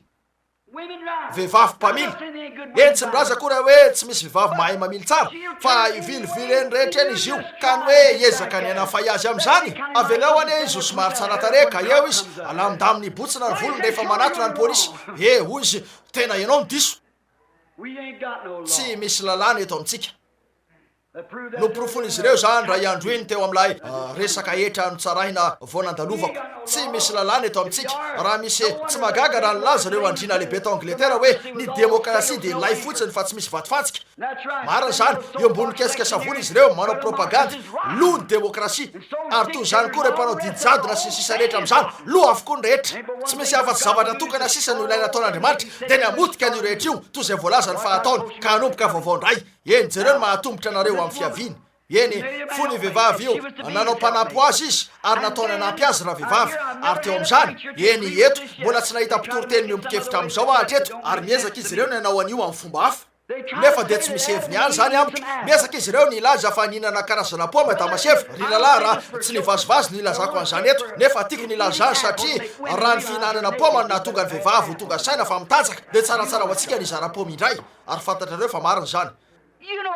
ainareo tsara ny fihinanana poma tsy zany nataon'izy ireo ka nahatonga azy ireo ho tonga saina fa nitanjaka azo antoka fa tsy zany tsy maintsy resaka firaisana ranofo io tsy maintsy zany satria tonga saina izy ireo fa nitanjaka rehefa naka tamin'io vo voarary io move ka tsy azo mamovo ny vehivavy move ka tsy vo avy amin'ny reninareo ianareo eo lay vo zay voarara tsy azo alaina ankehitriny misy zava-dehibe eto eny ny tena manakaiky indrindra tamin'izay efa mety ho fantatry ny sasa amin'olombelona de nikaroka teo amin'ireo taonana fahiny izy ireo naka diatorana eo amin'ny vato de nalainy ny lohany ary nalainy ny karandohany ny tanany ny taolany ary nesaka izy ireo namoaka endrika toy ny olombelona ary malala izy ireo fa ny manakaiky indrindra ny olona amin'ny zavatra efa hita hoe nitovitovy taminy de ny rajako io ny karazany manakaiky indrindra ny olombelona nefa de tsy misy toviny mihitsy amin'ny olombelona lay teo atapony ny endri-javatra mananaina ambany indrindra misy de ny saona ny endrika hita eo atapony de ny olombelona teo ambany indrindra no nanomboan'andriamanitra ary nanao ny ambony kokoa izy mandrapatonga ny teo amin'ilay ambony indrindra de ny endriny nampandalovony teo amin'ny vorona sy ny biby ty zany de niakatra trano mandrapatonga ny teo amin'ilay endrik'andriamanitra nataony araka izany endrika izany ny olona io ny endrika ambony indrindra ny endrika ambany indrindra de ny tsiboboka kely zay ny ova ho saona sisisy ankehitriny io ampahany banky io zay ny tsy mety hitan'izy ireo jereo tsara soatra masoneto tsy ombokevitra am'izao ianareo ny maro aminareo nefa tiako ataonareo an-tsaina fotsiny zany ary aza manan-kena na manohitra mieno fantatro fa betsaka aminareo no efa niaino an'ilay mpampianatra dianina azo antoka fa raha ny lehilahy be fahalalana to azy raha lahy batista mafinaritra ary azoko antoka fa tena akasitrahako zany fa manampahaizana sy adodoko kokoa izy ary ny zavatra dinony aza de be no zay mety ho fantatro satria mpampianatra teolojia izy sa dokotera amin'ny fitsabony ka mpampianatra siasy lehilahy lalitsaina izy nefa nilaza izy fa ireo rehefa hitan'ireo zanak'andriamanitra fa tsara tareny zanaka vaviny olona raisy ny fomba fijeriny josefus ka lazainy fa izy ireo no napiditra ny tena natao amin'ny nofon'olombelona ka nakavady teo amin'izy ireo ary teo ny sindreo gavambe teo amin'ny tany noda de nakavado an'ny tenany izy ireo ka niaraka tamin'ireo zanak'andriamanitra reo anjely lavo naka sy nahitan'ireo zanakavaviny olona ary ny filany nofo de tena nakatoerana be teo ary noho izy ireo mpanota noho ny fahalavony de napiditra ny tena atao amin'ny nofon'olombelona izy ireo raha zay no ataon'izy ireo de opiteny ny fanasitranana avy amin'andriamanitra opiteny sisa rehetra raha afaka ariny devoly de mitovy amin'andriamanitra izy tsy mahavita mahariny devoly tiako ianareo raha aneo amiko zay toerana efa nahafahany devolonahary tsy mahavita mahary izy mamatika an'izay efa noharina fotsiny no ataony tsy pahary izy mpamatika fotsiny ihany koa teo ary inona no nitranga jereo zao ny fahitako azy zao lay ampahany banga eny rajako ny azy ireo nefa tsy vitanareo nanakambana ny rajako amin'ny vehivavy ka hiterajazy tsy vitanareo nanakambana ny olombelona amin'izay biby hafa tsy hiaro zany tsy misy rana biby ka azo afindra ao aminareo raha tany afrika nanambany tokoa an'ireny olona mainty hoditra mampalahelo reny izy ireo misy nilaza tamiko hoe tsy afakory reny fa biby hoy ah mialatsiny aminao ah tena olombelona takanao ihany izy ireo mety mihoatra kely azy avelao ilaza aminareo fa rehefa eo aminareo ny fijery toy zany de efa manomboka miabiby ianareo hoy a io lehilahy io na de mainty hoditra indrindra tsy misy toy zany azy izy na hoe mavy toy ny voatavy na mety ho manga noho ny loko angana de afaka monjy ny ainao amin'ny famondrana raha izy fa za sasa mihitsy ny anao rana biby ao aminao azo antoka fa olombelona izy io fa ny mamainty ny odiny ny any hafa zarazara ny any hafa mavo ary ny any hafa fotsy de tsy misy ifandraisany am'izany hoy ny baiboly avy amin'ny raha ihany no nanaovan'andriamanitra ny olona rehetra ary tena marina zany fa nitoerana ivelomantsika no manova ny lokontsika nefa tsy misy ifandraisany amin'io avy amin'ny lehilahy iray raha ihany no nanaovan'andriamanitra ny firenena rehetra raha iray tovy ihany ny firenena rehetra ny sinoa ny mainty hoditra tsy afaka ilazy eto ny mainty hoditra tsy afaka ilazy eto hoe io sinoa io mavo izy tsy misy ifandraisako aminy raha lahnao izy ary anareo fotsy hoditra tsy afaka ilazy amin'ny olona mavo na ny olona mainty am'ray am'ireo hoe tsy misy ifampirareko aminao raha lahnao izy teny zany mihitsy mario ankehitriny fa zao no nitranga inoko ary azoko toanana amin'ny baiboly zany fa ny menarano no nanao an'io ny menarano io zavatra banga teo anelanelany rajako sy ny olona io satria enoy mario ny eto ankehitriny fa ny menarana dia tsy biby nandady teo izy no fetsy indrindra tamin'ny biby di rehetra teny an-tsaha eny lasa aho ary nakarakibolana androany teny rehetra teny mba namarinana n'io teny io midika ny teny hoe fetsy midika zany hoe lalitsaina be hevitra ary ny tena dika teny tsara ny amin'ilay hebreo avy amin'ny ma maha de midika hoe manana fahalalana ambony ny amin'ny lalam-piainana ankehitriny andeha jerena fotoana fo zany lalitsaina izy be hevitra nefa natsona ihany hoe menarana saingy tsaroa fa izy ny zavatra lalitsaina indrindra nisy teo sady izy no nitovy indrindra tamin'ny olombelona noho ny hafa rehetra zay tany an-tsaha ka nanakaiky indrindra ny olombelona tsy biby nandady izy teo ny ozona no nampandady azy fa izy teo no laza ny baiboly fa izy ny tsara tare indrindra tamin'izy rehetra ary na de niozy naza tsy nanala ny atsarany rehetra mbola mahafinaritra trany reo loko mahavariana eo amin'ny bibilava eo koa ny filantolatony sy ny tena tsarany endriny na de niozy naza tsy nanaisitra an'io taminy saingy tsaroa fa ny teny taminy Andriamanitra hoe esorina ny tongony ka ny kibony no andehanany ary tsy afaka hita taolany iray eo mena rana ianareo ka mitovy amin'ny olombelona izay no antony mahavery hevitra siasy nefa de zay ny aminy na fen'Andriamanitra teo masony endry sy ny manatsainy zany ary efa nampanantenainy fa ambara amin'ireo zanak'Andriamanitra amin'izao ny faran'izao rehefa ho voaseho ireo zanak'Andriamanitra fony nioby ireo zanak'Andriamanitra tany alohan'ny fanorenana zao tontolo zao mihitsy azy amin'ny fotoana nomezana ny fanambarana lehibe ny amin'ny Andriamanitra azy sisisa amin'ny any farany no anehoany andreo zavatra eo amin'ny alalan'ireo zanak'Andriamanitra fantanareo fa mampianatra an'izany soratra masina ary eo no misy atsika izay no antony nanokafan'Andriamanitra andreo zavatra eo atsika eo ampitondrana andreo zanany ho amin'ny fampisehoana Andriamanitra eo ampihoarana andreo fetra rehetra mety ho tratrany fahalalany olona izy ka hiditra ao amin'ireo fanambarana ara-panahy ary hitondran'izany eo tsy efa nampianarana antsika tao amin'ity baiboly ty ve hoe aoka izay manam-pahendrena tsy hoe izay nianarany tany amin'ny seminaire fa izay nianarany tamin'ny lohaliny teo anatrehan'Andriamanitra sy izay nakasitran'Andriamanitra omena azy reo zanak'Andriamanitra voaseho zao ary lay mena rano eny zaona izy an'lay mena rano anomenareo ny famaritako azy ah eo amintsika ny ala avy tamin'isao ansika ntsiboboika de nytoy ihany ka nisan'izao sy zao mandra-patonga teo amin'ny babakoto taty aparany teo amin'ny rajako ary avy eo amin'ny rajako eo sika nitsambikina avy amin'ny rajako amin'ny olombelona ary manontany sika ny anton'izany eny ony siasa andraso kely azony akambana ny vehivavy sy ny babakoto ny rajako avy eo mifamatika amin'izany lehilahy akambana amin'ny rajako tsy ahomby zany akambana amin'ny biby hafa rehetra io zany fa tsy ahomby tsy aro ny raha raiso ny ranareo fa raha tena afo zany afa tanteraka misy karazana raha teto anelanelany io nefa tsy mety hitan'izy ireo io biby io oh alleloia matsiaro tena tafiditra tsara amin'izao fotoana zao mario nahoana nafen'Andriamanitra azy ireo zany tsy misy amin'ny taolany mena rana ka mitovy amin'ny taolan'olombelona napetrany lavitra be zany ka tsy afaka hitan'izany reo lehilahy lalitsaina fa aneo anareo any toerana ny aviny olona lalitsaina io aiza no misy azy io rano marina hitanareo tsy afaka ho tonga amin'ny alalan'izany io tsy maintsy fanambarana no avinyzany ianao no Kristy lay zanaka eo ambony ty vatolampy ty no aoriko ny fiangonako ary ny vavadiny elo tsy aresy azy fanambarana ara-panahy ahoana no nalalany Abely anolotra zanak'ondry raha indrokaina fa nanolotra ny vokatry ny sahy fanambarana ara-panahy teo aminy zany tsy avy amin'ny seminaire no azahoanareo an'io tsy avy any amin'ny anaram-piangonana no azahoanareo an'io avy any an-danitra no azahoanareo an'io ankehitriny jereo lay mena rano io mena rana tamin'ny voalohany io andesika eto amariparitra ny endriny zalahy lavaranjanany izy io teo anelanelany rajako sy ny olona ary ny mena rana ny devoly Lucifera nalala fa io raha io ihany no afaka hiaro tamin'io ran'olombelona io ka io ihany no zavatra azo ny fampirarahina tsy afaka ny fampiraraha tamin'ny rajako izy tsy hiaro io raha io tsy afaka ny fampiraraha tamin'ny zavatra maro izy tsy afaka ny fampiraraha tamin'ny ondry tsy afaka ny fampiraraha tamin'ny soavaly tsy afaka ny fampiraraha tamin'ny biby hafa rehetra ny lainy ny fampiraraha tamin'io mena rana io andesika andray azy ankehitriny ary ijery ny endriny zalahy lavaranjanana izy tore goavambe fahagola izay no ahitana izy ireo an'ireny taolana vaventy reny ary aneo anareo an'izany atao amin'ny baiboly ankehitriny jereo tsara eny ary io zalahy lavaranjanana io andeha atao hoe ny refy telo metatra izy lava soroka tsara nitovelika tamin'ny olona mihitsy fa ny rany rehefa tonga teo amin'ny farany tamin'ny nanakambanana ny biby ray amin'ny hafa azonareo ampiarahana ny biby fa azo raha ambony kokoa hatrany zany karazam-piainana ambony kokoa endrika ambony kokoa mara-patonga zany ho tafakatra treo amin'ny faritry ny olona saingy ilay fitohizana farany eo teo anelanelany io no nesoriny firy ny malala fa tsy vitany siasa la hita n'ilay ampahany baga fantatrareo rehetra zany nahoana io la izy ny mena rano teo ary izy tena zalaranjanana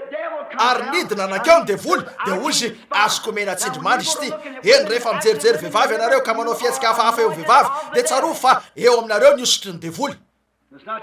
fa tsy vadinareo io mario eny nidina ny devoly ka niditra atao amin'ny mena rano ary nahita ny eva atao amin'ny saedeny izy nitanjaka ka nyresaka ny amin'ilay voto eo afovoany ny afovoany de midika hoe eo anivony sisisa azonareo zany eto ampiangona lasivavy sika de ozy eny mahatsiritry zany mahafinaritra ny maso inona nataony nanomboka ny lalao fity tamin'ny eva izy ka nalala azy toy ny vady ary hitany raha vehivavy fa nahatsiritry zany koa de lasa izy niteny tamin'ny vadiny saingy efa bevokan'ny satana izy teo de niteraka ny zanany voalohany izy zay nantsony hoe Kaina lay zanako satana kanefa hoy ianareo diso zany eny ary ho hitantsika eto tsotro zao na diso zany na tsy ary ampifandrefesiko ny taranakao sy ny taranaky ny mena rano. ahoana ny taranaky ny mena rano nanana taranaky raha vehivavy ary nanana taranaky izy ary izy anorotoro ny lohanao ary ianao anorotoro ny ombelahy tongony ary manorotoro eto dia midika hoe manao fanavotana. Zay ary lay taranaky ny menarana tadiavonareo ankehitriny mario indro fa nisy rola tonga teo eny io menarana io rehefa teo izy io zalava vety lava be io de meloka tamin'ny fijangajangana tamin'ny vadiny Adama. Aizany misy nio tam'izao andro zao inona no mahatonga an'ireo zava-mitranga ankehitriny eny za azoko antoka fa azonareo tiako ambara fa zany nisy teo ary rehefa natao zany de nilasa Andriamanitra nanomboka niantso any Eva sy Adama izy ary hoy izy nitanjaka ary hoy izy iza no nolaza taminao fa nitanjaka ianao de nanomboka nanao ny fanaony miaramila izy ireo nifanipitsiny hoy izy eny vehivavy zay nomenao ahy no nanao an'io izy nandresy lahatra nilaza vera vehivavy hoe nomeny menarana poma eny ary mpitoroteny foaziny sainareo o raha vehivavy ny menarana no namitaka fantatrareo ve midikany hoe namitaka midika zany hoe voaloto zay ny nahazo azy tsy poma mihitsy no meny devoly azy ny menarana no namitaka ary teo no ny avin'ny oziny hoy izy satria ny aino ny menarana ianao raha tokony ho ny aino ny vadinao de nesorinao teo am'izao tontolo zao ny aino ary ampitombona ny fahorinao ary ny vadinao no ateran'ny fanrinao sisisy ary satria ny aino andra vehivavy vadinao ianao raha tokony ho ny aino nalaiko avy tamin'ny vovoka ianao lay karazana ambony indrindra de verina ny vovoka ianao ary ry menarana satria nataonao zao de hiala ny tongotrao ny kibonao no andehananao amin'ny andro rehetra iainanao ary ankalaina ianao ary vovotany no haninao. Zay ary le izy io lay ampahany banga ankehitriny tonga ary kaineto andeha jerena ny fanaony tonga ary kaineto inona moa izy io mpandrara mahay izy mpiasa tany lalitsaina mahira-tsaina mpivavaka tena mpivavaka jereo ny toetrany eto arao fotsiny ah mandritra ny minitra vitsy indro izy fa tonga fatany fa mandinika tsara izy io tiakana ampiangonana izy manana fiangonana manomana fanatitra nitondra alitara teo sinisisy nanangana alitara nametraka ny vonikazony teo napetrany teo sa ny vokatry ny sa ka natondro an'Andriamanitra hoy izy indreny ianao tompo fantatry fa ninana po am'zay zay no nahatonga an'io manana karazana fiheverana toy zany ny solofiny sasany maneo zany hoe avy aizy io netiny teo ny pomany avy tany atsahana apetrany teo zany de hoy izy avita fanavotana zao hoy Andriamanitra tsy pomany teo kanefa tamin'ny fanambarana ara-panany na lalany abela fa ny raha io ko de nitondra zanak'ondry izy mikapokapohany tendany de maty zany ary hoy Andriamanitra mariny zany zay no natonga an'io no ny raha io fantatrareo ny raha risahako eto eny ary ny raha no natonga an'io ankehitriny jereo avy eo rehefa hitany Kaina lay rahalahy olirolera fanekena teo anaty an'Andriamanitra ka nisy andreo famantarana sy fagagana tanteraka teo de nialo lasa izy hoy izy ajantsika avy hatrany io jereo re lalahny jereo re zanany am'izao andro zao lalitsaina no izy ko de tesitra izy taizary ny avin'ny atezerana afaky ilaza ve nareo hoe ny fahatezerana no vonony rahalahy mpamon'olona izy azonareo antsona mpamon'olona ve Andriamanitra fa Adama de zanak'Andriamanitra nilaza ny baiboly hoe Adama de zanak'Andriamanitra tamin'ny fiandohana madio nisy tam'izany io Adama de zanak'Andriamanitra ary io fialonana sy fitseritana sisisy io de tsy ho nivoaka avy amin'ny loharano madio io tsy maintsy toerakafa ny aviany io ary tonga tamin'ny alalan'ny Satana zany de lay mpamon'olona hatramin'ny voalohany nilaza ny baiboly fa zany izy mpandainga sy mpamon'olona hatramin'ny voalohany ka de teo zany de ny vonono ny rahalahiny ary zany de tandidona ny amin'ny fahafatesan'i Kristy avy eo avy am'izany mazava ho azy no nanangana ny anseta mba hakantoerana fahafatesana fandevenana ary fitsanganan'i Kristy ary jereo fa eto ny voan'ireo gavabe tadiavinareo avy eo Kaina no nakany amin'ny tany Nôda raha toy ny rainy ka zalaranjanana azy goavambe de hitovy amin'izy ny endriky Kaina amin'ny rainy fa nakany amin'ny tany Nôda izy ary nakanakiray tamin'ny anabaviny zay ihany no azony natao tsy afaka ho nisy vehivavy hafa teo raha tsy tamin'ny alalan'ny Eva nambara fa fitopolo ny zanak'izy ireo lasy vavy raha tsy nisy vehivavy tsy mamaritra ny fahaterahany vehivavy ny baiboly ny lehilahy ihany ary rehefa raha tsy nisy vehivavy hafa-tsy Eva rehefa maty izy de ho nitsahatra ny fisian'ny taranak'olombelona tsy maintsy nananjanaka vavy maro izy ka voatery nivady tamin'ny anabaviny any izy io nakany amin'ny tany Nod izy ary nalainy ny vadiny ary rehefa nivady taminy teo izy de teo no nahitany izy ireo an'ireny ranjanana goavambe reny de ireo zanak'Andriamanitra lavo izay tonga tamin'ny alalan'ny rainy ny devoly tamin'ny alalan'ny Kainy eo no misy an'ilay ampahany baga tadiavinareo ary jereo ilay taranaky ny mena rana ankehitriny jereo tsaroa fa ny taranaky ny mena rana de mpivavaka jereo tsara eto ny fiandohan'ny fietsiny mandritra ny fotoana fohy indro ary fa lasa izy ilay taranaky ny mena rana lasa inona izy ireo eny avelao fotsiny amaky zavatra eto fa vao niraisiko antsoratra ny tolakandro io izy zany tonga teo amin'ny firazanan'ny Abela eno tsara zao eny ary tonga teo i Abela taoriny Abela de tonga Seta taoriny Seta de tonga Noa taoriny Noa de tonga Sem taoriny Sem de tonga Abraham taoriny Abraham de tonga Isaka taoriny Isaka de tonga Jakob taoriny Jakob de tonga Juda taoriny Juda de tonga David taoriny David de tonga Kristy ho amin'ilay fataterahana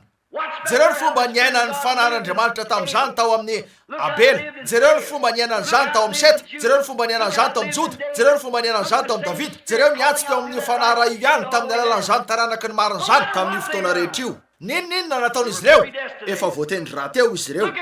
jereo ane Jakob maloto tsy nianao tsinitsinina zavamasina ny ilazako an'izao fa Jakoba de efa tsora kely tsy nialatrany teo akaiky ny reniny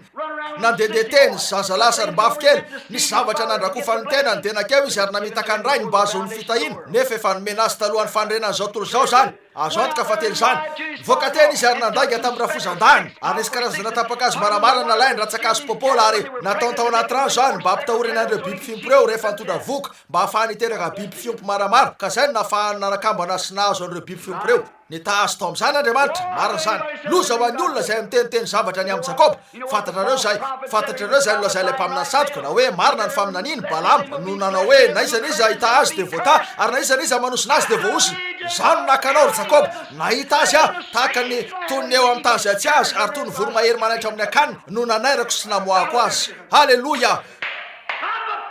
tsy amkerina ampatanjahana fa mifanahiko ho ny tompo jereo ny fidinany zany atreo amin'io fataterahana io niasa foana io fanahy io atreo amin'ny fataterahana atao amin'ny Kristy nidina nanivatsiva atreo amin'ireo patriarky nanivatsiva teo na inona zavatra nataon'izy ireo na zay nolazainy na zay nataony tena taranaky ny marina foana izy ireo ary eto Abrahama lay marina rehefa voninahitra tena mahazo ena tsara tamin'ny fotoana niaona ny Abrahama tamin'ny Melkizedeka izay Andriamanitra tenany mihitsy iza moa Melkizedeka lay mpanjakan'ny Salema zany hoe mpanjakan'ny Jerosalema mpanjakan'ny fiadanana tsy nanandray izy tsy nanandreny tsy mbola nanana voalohan'andro na farany fiainana na izy io na iza de mbola velona trany tsy mbola nisy andro naterahany tsy ho faty mihitsy tsy mbola nanandray na reny tsy mbola nanana voalohan'andro na farany fiainana ambarao ao hoe izy teo io lay Andriamanitra mandrakizay tao amin'izay atsotsika hoe tsaroko ny fiantsonareo an'izany eto teofany zay le izy mitovy any amin'ny tsy hoe angano nefa de zao zavatra natao vose io tony natongavany teo amin'ny Abrahama tao amin'ilay lay teny ambony teny tahaka ny anjely ka naminany ary niteny tamin'ny Sara fa nymezy teo ivony sy sisa zay zavatra mitovy any ary teo ary izy nifanena ta Melkizedeka ary lay ray be Abrahama izay tao amin'ny taranaky ny marina de nandony fa folo-karena ta Melkizedeka nefa ny saina ho nataony zanajafy ny tany oriny zany lay taranaky ny marina ankehitriny eto ary ny aviny lay taranaky ny menarana eny tsaroa fa isy fandrafina ady eo amin'izy ireo tonga teo ny taranaky ny menarana ary inona no navoaka an'izany eny andeha ho rasitsika reo taona vitsy voalohany eny jereo ny zavatra mitrangy eto hovakitsika avy hatrany zany satria vao anao mariniko tsara io ny taranaky ny menarana no niteraka ny Kaina nakany amin'ny tany Nod Kaina ka niteraka an'ireo goavambe ary teo izy ireo vao tonga teo amin'ilay tany nisy an'ny Noa lalitsaina izy ireo nianatra vahoaka manam-pahaizana tsy zany ve mpanangana trano izy ireo mpikaroka scientiste tsy teo amin'ny taranaky ny marina fa teo amin'ny taranaky Satana lay menarana izy ireo de olona toy ny scientiste mpanangana trano lehilahy malaza mpampianatra milaza zany soratra masina niasa varana izy ireo niasa vy niasa metaly nikaroka zava-baovao izy ireo nandrendrika metaly isan-karazany ary nanangana trano sisisy milaza an'io soratra masina ary izy ireo no naniratsira an'ilay taranaky raha vehivavy Noa lay marina tsy zany ve andesika anaraka azy ireo lavidavitra avy eo hitantsika atreo amin'ny samby fiara izy ireo de potika zavatra rehetra nisy vangongony io ta tsy nisy tozany teo fa nandray fahefana izy ireo de ireo lalitsaina sy ireo mana-pahaizana ka natokan'andriamanitra nijery tetỳ ambany ka nahita fa tena vitsy ny sisa tavelako de napiditra ny loasin'ny fiarakaviny tao amin'ny samby fiara fotsiny izy ary nandatsaka rahanolorana ka nandravany io rehetra io nakariny ianao ka talohan'izany zany ve teo avokoa ilay taranaka saiky ilay taranaka rehetra kanefa nanana tanjona zay tsy maintsy notanterahana izy eny noasiny zananylahy reo zay tafavoaka amasema arjafeta no nivoaka avy tamin'ilay firazanany marina ahoana ny mety ho nafahan'ilay vony apita teo tafiditra tao anatin'ny samby fiara lay vo tony nataon'izany tany am-boalohany ihany tamin'ny alalan'ny vehivavy de nivadin'ireo izy ireo no nitondra ny voa satana tao amin'ny samby fiara toy nitondrany eva ny voa satana ihany ka niterahany any kainy tamin'ny alalan'ny vehivavy nefa taonareo eny amin'ny lampiazonareo mpitoroteny reny vehivavy reny melohan'ny baiboly zany o paoly raha misy manao azy hompaminany na ho manana fahaiza-panahy de aoka ho fatany tsara fa didiny tompo ny teny zay soratako fa raha misy tsy malala de avelao tsy alala ihany izy zay no atony alako tamin'ny fiangonana batista teto voatsely raha la filimanina ny teto ataoko fa teo izy tamin'ny oarivo io o ny mpampianatra devis miakary aty ary tokano mpitoroteny reto vehivavy reto ho ia tsy hanao an'io ah sanatria zany hoy izy koa androkanao any velany ary ah ho ia efa nisy toerana tsara no zao nandroana ho ia ity ny tenin'andriamanitra ary manamerika an'izany izy ty ary tsy afaka hanoana an'izay melohan'andriamanitra tsy tompoko zay rehetra manao an'izany de manao fa mpampianatra santoka izy mpaminany santoka milaza ny baiboly fa ho zany izy ireo amitaka na de n'olomboafidy aza raha azony atao zay aryle izy mariny eto ankehitriny fa avy am'izany avy eo tonga ama sy ny vadiny sy ireo sasany nisozona natao teo aminy avy tamin'ny ama no nivoahan'ny nimrod zay nanangana ny babilôna avy amin'ny babilôna nivoahan'ny fiangonana katolika fa io no ny andohany niapita ihany zany nandalo teo amin'ny abo niapita niala tamin'ny abo ao ao amin'ny jodas iskariota zay ny afaran'izany lay antikristy ary am'izao andro faran'izao eto ny fanahin'ny antikristy sy ny fanahin'ny kristy ny fanahin'ny antikristy milaza hoe efa lasa ny andro ny fahagagana ny fanahin'ny kristy milaza hoe izy tsy miova masany io ary marak'izay ny fanahin'ny antikristy manao hoe tsy manova zavatra raha natao batista tamin'ny ray zanaka fany masina na nandrarahana na mafazandrano na inona koa mitovy ihany milaza ny baiboly fa tsy mety diso andriamanitra tsy afaka iova izy iza no tomponareo miakina aminareo zany koa hoy ianareo afaka hiaraka onona va izy ireo milaza ianao fa ny tao anatin'ny samby fiara rina labranam samy hitanao tao na ama na seta zany mihitsy tena marina zany ama no ratsy seta ny mpivavaka sy marina eny ary andeha rahantsika ama eny ary teto nisany ama sy seta tao amin'ny samby fiara iray ihany ny ray marina fa ny ray tsy marina nisy goaika sy voromalala tao amin'ny samby fiara ray ihany nisy any jodas sy jesosy tao amin'ny fiangonana ray ihany misy ny antikristy sy ny faniamasina tao amin'ny fiangonana ray ihany ary am'izao ny faran'izao reo fanareo ihany no miasa manana ny endrika ny toe-panaraka an'andriamanitra tena mpivavaka fa manana ny endrika ny toe-panaraka an'andriamanitra nefa mandany heriny manalavirana toy zany manambara ny faniamasina hoe jesosy kristy tsy miova masany eo ary marak'izay lafi ny aiza no fidinareo ny antikristy milaza fa boky fanekempinoana ihany izy ty anao tenjery fanekempinoan'ny apôstôly sike manao fiaikaina aho am'izay mpitoroteny ilazamiko fa misy toerana ahitana an'ilay fanekempinoan'ny apôstôly amin'ny baiboly mino an'andriamanitra ratsy toa mpanao ny lanitra sy ny tany ary mino an jesosy kristy zanan'lahy tokana mino ny fiangonana katolika romanina masina ny fimbonan'ireo olo masina aiza nao tanareo an'izany eo amin'ny baiboly nefa de averinareo any amin'ny fiangona be nareo metodista sy batista zany fampianarana avy amin'ny devoly io ary mpaminany santoka no mampianatra zany antenako fa tsy mandratra foanareo ah kanefa tiako fantatry ty tabernakle ty tsara zany de nareo zay eto amin'ny tabernakle fa dio zavatra toy zany zay rehetra minony amin'ny fimbonan'ireo olo masina de fivavahana maty tokana ny mpanalanana ny olona amin'andriamanitra de jesosy kristy zay olona tsy aoka zay amarony mari misy eo hitanareo ve nataon'lay taranaka teo amin'ny ravivavy tam'izany hitanareo ve ny fomba ny ampitan'lay taranaka teo amin'ny ravivavy teo jereo ny ankehitriny ny eto amerika ny amerika de taranaky ny devoly inona moa izy ty firenen'ny vehivavy efa renareo ny hoe tontolon'ny vehivavy izy ty marina zany firenen'ny vehivavy izy ty lasa modely na raha ny hafa nisy naleako voatsely zay tany suisse o re vehivavy tanora izy io vehivavy nanana ny faniamasina hoy izy fantaro fa raha ankany amerika milazany ihany fa manana fahalalana ny vehivavy hoy ah avelao ilaza aminao hoe mitarika anao aizy zany de nanomboka ny teny taminy ah hoy izy azafady tsy mila an'izany mihitsy ah hoy ah eo nitaria zany anao fantaro fa tsy manao toy ny ataon'izy ireo eto ny olonany ino zany avelao any eo aminareo fa vehivavy ny amerika eo amin'ny faratsatsika de ahitana sary-behivavy zay rehetra misy eto de ahitana vehivavy ambarao ah tsy ampy ny fivarota toka eto amin'ny firenena ka hanana asy fivarota toka efapolo eto amin'ity tanàna ity ary asio vehivavy jagatelo de vehivavy tsarabika zay mampidoladora ny tenany eny amin'ny arabe fa izy ireo no de efa fanahy maro kokoa any amin'ny elo de ireo zay tsy ritra azy no rehetra ny fivarota toka rehetra azonareo atao eto tanàna tena mariny zany izary zany ny vehivavy io inona moa izy no andriamanitry ny amerika raiso sasany amin'ireny mpilalao orona tsara ratsy reny mipitra eo izy ireo ary manambady ny efatra na indimy miaina amin'ny lehilahy telo na efatra ny fotoana iray ary misy an'ireny magazina sasan'ireny mameratra sy miresaka ny aminy alaina sa reny nefa mitanjaka ary maka azy ireny ho modely anareo tovavy kely nahoana nola ireny nareo teo alohanareo angamba mety nola ireny be nareo teo alohanareo hitanareo ve nitoerana sany hitaranaky ny menarana io azo antoka fa eo mihitsy ary inona nateraka zany raha tsarovana hatramin'ny taranaka efatra ambin'ny folo ny eloko teo amin'ny lalàna de anao ahoana ny eloka raha ho tsarovana amin'izao any zao raha indro fa saika efa lanydritra ny taranaky ny marina ary nylaza andriamanitra fa ho avy ny andro raha tsy no afoezina ny asa de tsisy hotavela intsony eo amin'ny andro farany sika ka tsao zao arivo zao reo marina tetezo ny tanàna mahita mpikambana amin'ny fiangonana zay tena matoky amin'ny batista sy ny presbiterianina sy ny sisa ianareo tena arak'izay mety isy nefa de tsy misy mirarahan'andriamanitra izy ireo toy ny tsy firarahiny bitro ny korary fanao amin'ny ranomandry tsy misy fantatra izy ireo ny amin'io zao ihany ny fantana kristiana velao katolika kristiana velao batista kristiana velao presbiterianina kristiana velao pentekotista tsy misy ifandrasany amin'io mihitsy zany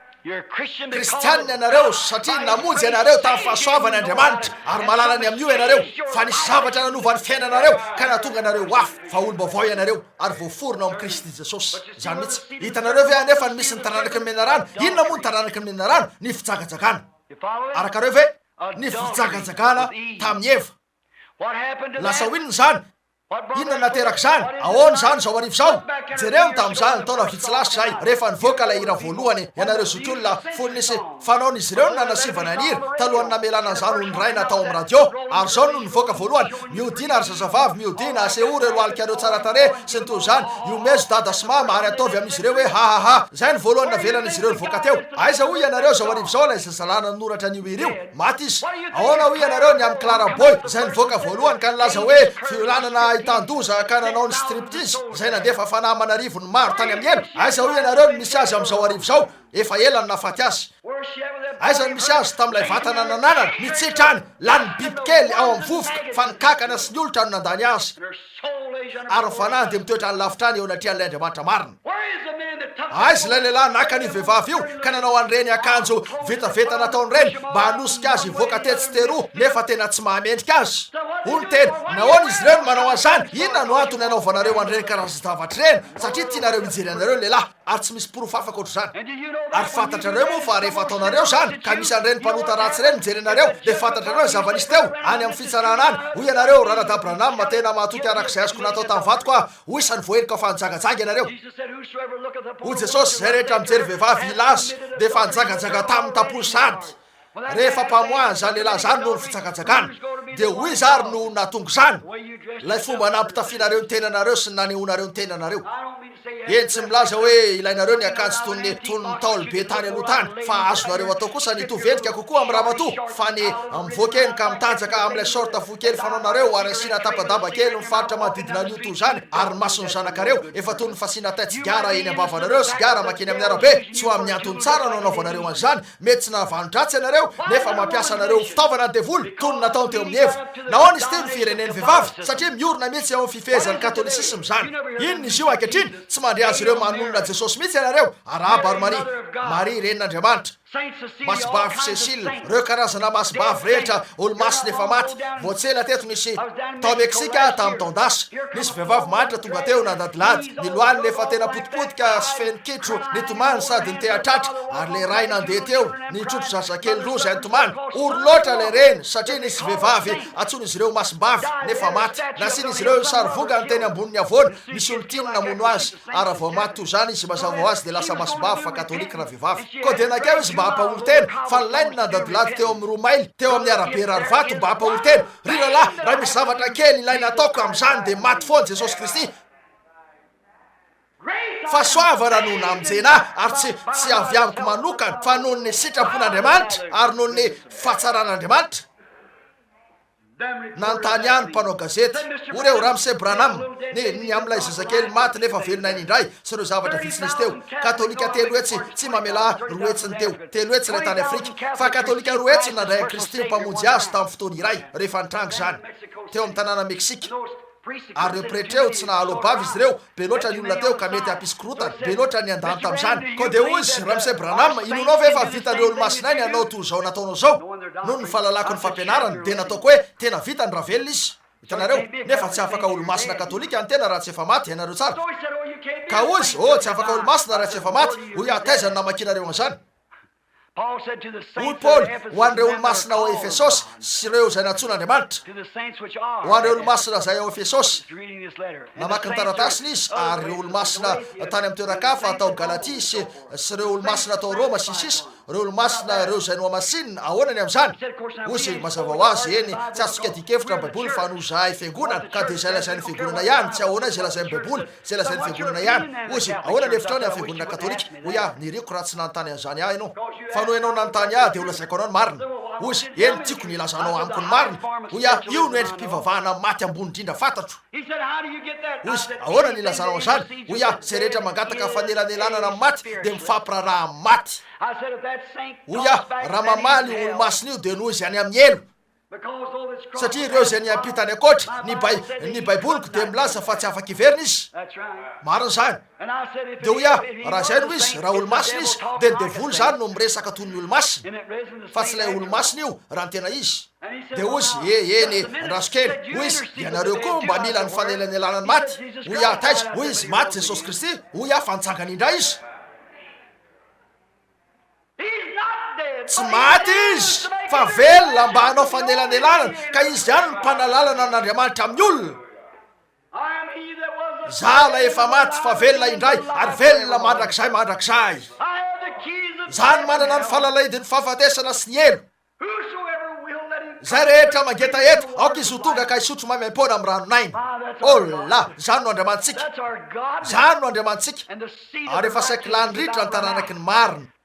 resaony olona ane reo zavatra eo resao ane ny olona mba hiverina amin'ny fanaon'ny baiboly resaony olona ane reo fagagana resao an'izany ane ny olona tsy minao an'izany ny fiangonan'izy ireo ko de zasasara izy ireo eo mason'Andriamanitra milaza ny baiboly fa raha tsy mahazaka fanenjehana sika ny fizatoetra ny fanesona ny atsona olirolera sisy toy zany raha tsy hainareo zakainy zany de zasasara ianareo fa tsy zanak'Andriamanitra milaza zany ny baiboly antso olirolera raha tianareo antso am'izay tianareo rehetra io raha mbola mifanitsy amin'Andriamanitra trano ny foko ka mifanaraka amin'ny baibolin'Andriamanitra ny fahatsapako de androso eo amin'ny witsy ny io hatrany eny tompoko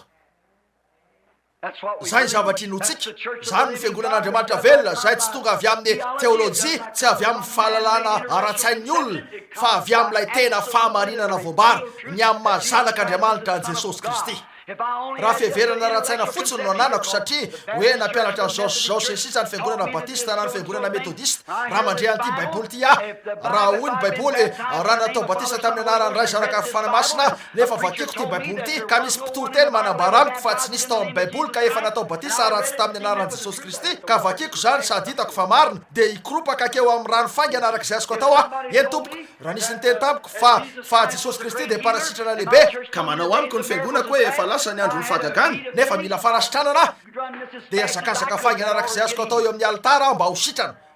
ataoko tokoa zany raha mpitoroteny ka manana vehivavy mpitoroteny teo amin'ny polopitrako nefa vakiko atao amin'ity baiboly ty ary hitako fa tsy tokony hitoroteny vehivavy de anala an'izeo na de amosako miaiko azy zany ary tsaroa fa nipetraka tetsoarina eo am'izay misy anranabavy raty indray ariva nisy vehivavy efa saiky namoaka tany ivelany noho nanaovako zavatra toy zany eny tompoko hoy tsidra ny fiangonaka ianao amin'io zavadratsy tam'izany de fanaon'izy ireo nitafy na ny manamboatra ny robony mba hamoaka tratra toy zany ary io karazadaba hafahafa io ka efa mitanjaka ny atsasaka ny vatany hoy raha miditra amin'ny fiangonako reny de azo antoka fa avokako any ivelany anisan'ilay tovavy kely raty sy mahalala enatra teto maty izy io taoriana kely zany fa nampiatso ahy izy tam'izay efa ho faty zazavavy katolika izy io nakeo izy ary nipetraka teto zany nijery teny arina aho ary nitazaniko tsara izy raha nipetraka tetsy fa nira ny olona ny esoriko ny palitaoako naketsy aorina nataoko teo atsoro zany hoy ry madame raha iaino ahitory-teny ianao sitraka avy azafady nitafy anty palto ty raha mbola atao tranon'andriamanitra ianao hitanareo niala teo akatezerana izy ary nataony lavo reo molony kely nivoaka ny efitrano izy hoy izy raha izany fivavahana na de niompoko aza tsy avelako hanana zao karazana fivavahana zao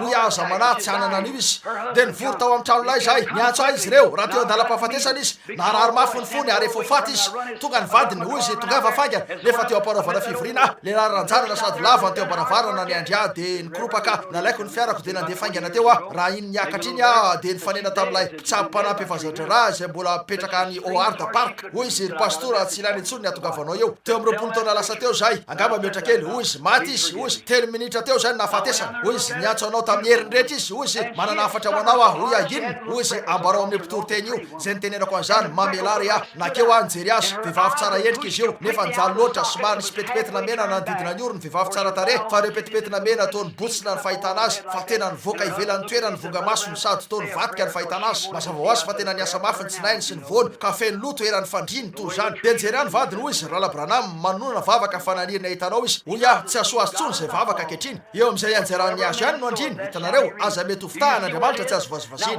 fa zay fafin'ny olona no jijainy hitanareo ve ary misy an'izany eny inona no nitranga jereo zay vehivavy anao an'izany jereo ny vehivavy niaina tany aloha ka to vavy piratsehatra izy de ahoana ny zanavavy olona tsy voafe ny zanakavavy ny olona tsy voafe de ho inona tanora miala sakana ty rock and roll oto inona ny zanakivavy ino zany hitanareo ve le taranaky ny marina jereo ianareo batista verena kely tany amin'ny lasa verena eo amin'ny John Smith le nanangana anareo reo batista raha ny vavaka no ny eloko ny vahoaka izy ka tena nitomasy ny vavaka ho an'ny vahoaka ka natonga an'ireo masony vodoka tsy nahasokatra ary nilay ny vadiny nampisakafo azy teo amin'ny latabatra ny maraina nefa ianareo metodista eny manao kavonorona sy eny amin'ny sofina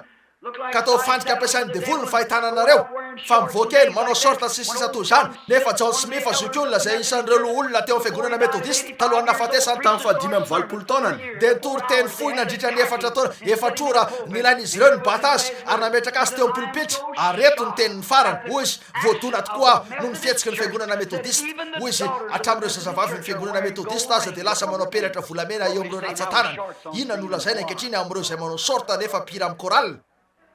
ianareo resakasaka tsara fa inona no nitranga toy zay nataony reninareo ihany no ataonareo teny zany tokoa zany no antony tsy latsika ny renana ara-piangonana reny efa maritra manodidina zao ary anisy marika eo metodiste zahay batiste zahay ao amin'ny kristy fotsiny sika avy aloha zany ho toy zao fotsiny manana fahalalà eny hitanareo ve nitanaraky ny menarany inona no mety anjony vehivavy toy zany inona no mety atao zany inona nanohy atrany izy ireo nifanesy tsiraray natosika izy ireo ny batiste natosika izy ireo metodiste natosika izy ireo presbyteriana inona nataon'izy ireo niverina teo avy atrany izy rehetra tony nataony reny nilay janga ratsy eo no misy azy rehetra mijangajanga toy zany ihany tsy manova zavatra hoe efa nasitrika atao amin'ny rano izy ireo efa namafazan-drano tonga eo izy ireo mibebaka nanaiky ny fadiny mandritra ny eni-bolana tsy misotro rano firy izy ireo mandritra ny fotoana io sisisy mamoaka mpikambana mahafinaritra izy ireo mandoa tsara ny olona tsy misy ifandraisany amin'ny vokatry ny fanahy zany ny vokatry ny fanahy de ny finoana mino azy Jesosy Kristy io tsy miovo masiny io ary marak'izay ny fitiavana andreo ralahy fifaliana fiadanana faripo fanaovatso fahomoram-panahy faharetana fahalemem-panahy fahonona-po reo la izy ny vokatry ny fanahy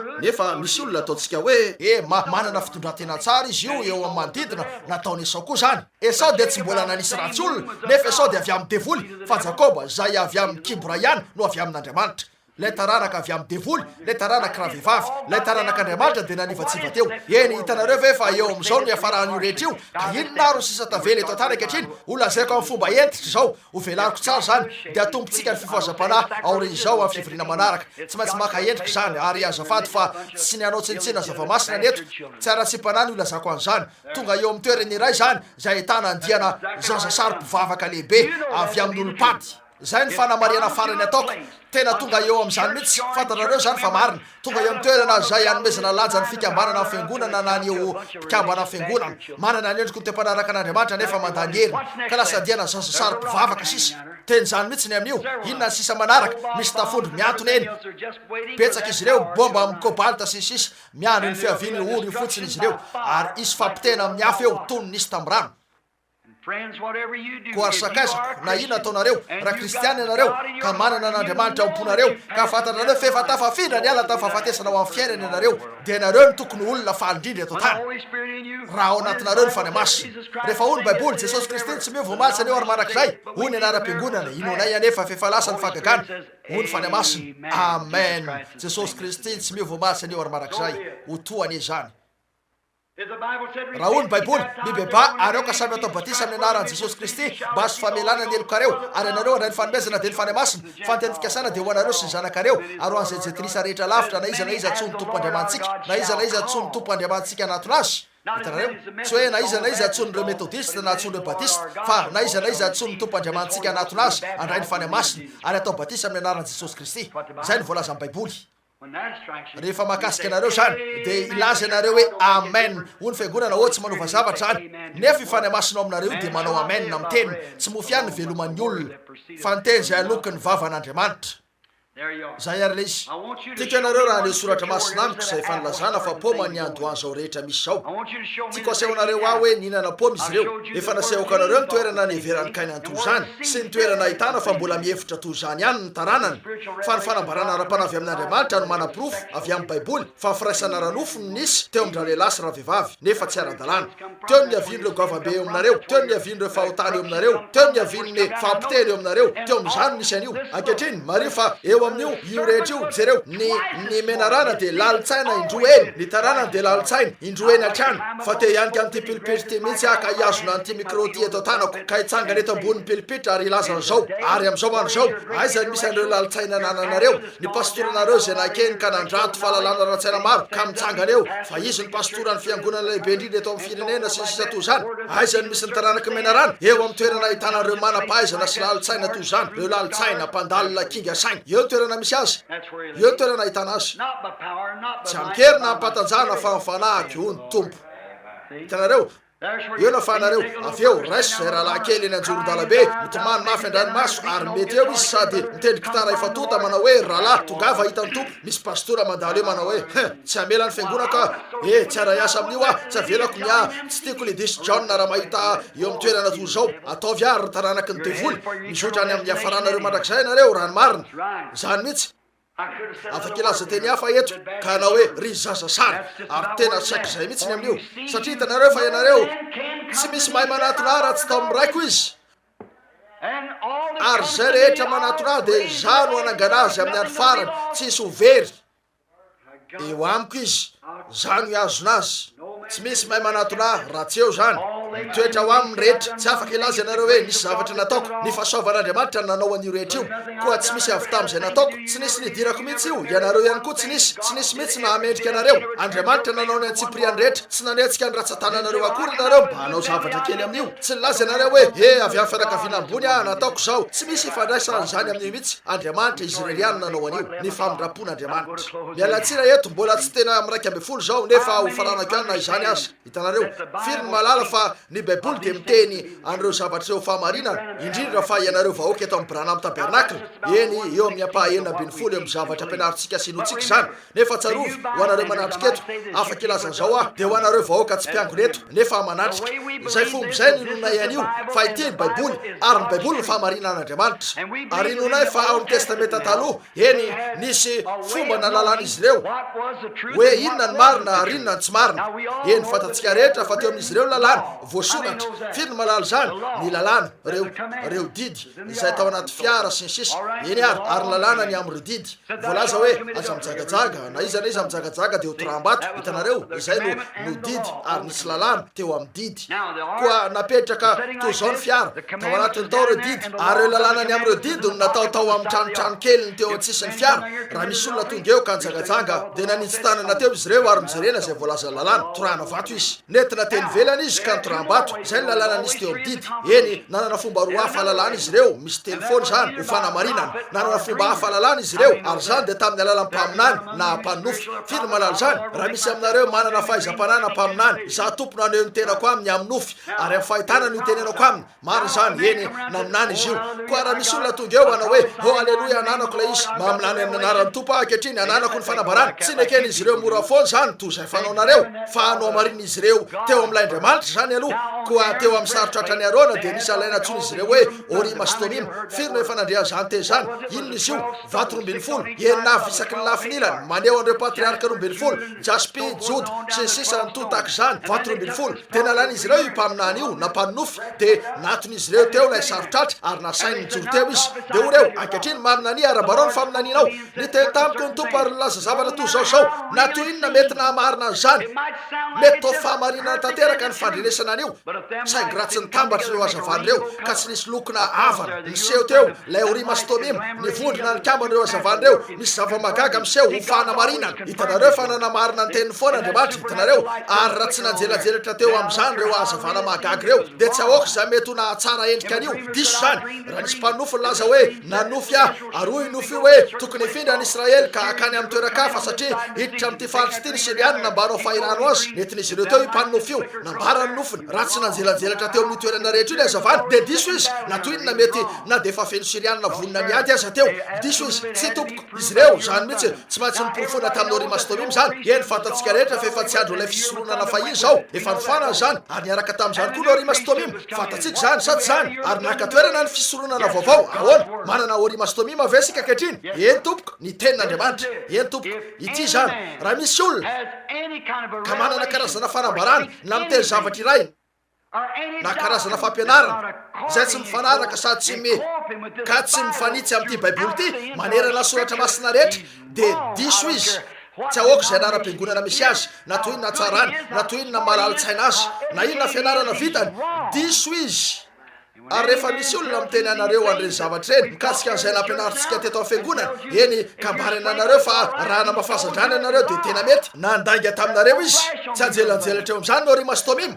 rehefa miteny aminareo izy fa andrarana rano dia mety nandainga taminareo izy lazaina anareo hoe ny vita batisa amin'ny anaran'ny razanakafany masina dia mety nandainga taminareo izy raha lazaina anareo hoe efa lasa ny andro fagagana nandainga taminareo izy raha lazaina anareo hoe mety ho an'ny vehivavy ny toro-teny nandainga taminareo izy raha lazaina anareo hoe mety aminareo ano ihany ifikitra amin'ny anara-piangonanareo nandainga taminareo izy tsy anjelanjelatra eo amin'ny orima sy tomima zany fa zavatra 12 maromaro no nivoaka avy amin'ny oreny jaga ratsy io ka ny ampita teo ary zay no mahatonga atsika mitoetra manalavitra ny anara-piangonana ty tsika andralantsika sy ny anabafintsika ny amin'ireny anara-piangonana reny nefa dia aza metehitra amin'ny filazana hoe metodista ka zay no mahatonga anareo kristianina amiko kristianina anareo satria nateraka ny fanan'andriamanitra tsy ilainareo ny metodista na ny batista tsy ilainareo no isan'izy ireo ilainareo fotsiny no ateraka ny fanan'andriamanitra inonareo ve zany eo amin'ireo fotitra eo raha misy olona eto te anaiky niditra amin'ny fiambonana amin'izao fanompony zao ka tiany ny asitrika atao batisa amin'ny anaran'i jesosy kristy dia eo ny dobo-drano anao batisa izy ireo afaka fotoana foy nisan'izy eto raha misy olona te ho tonga arak'izay fomba itiavany azy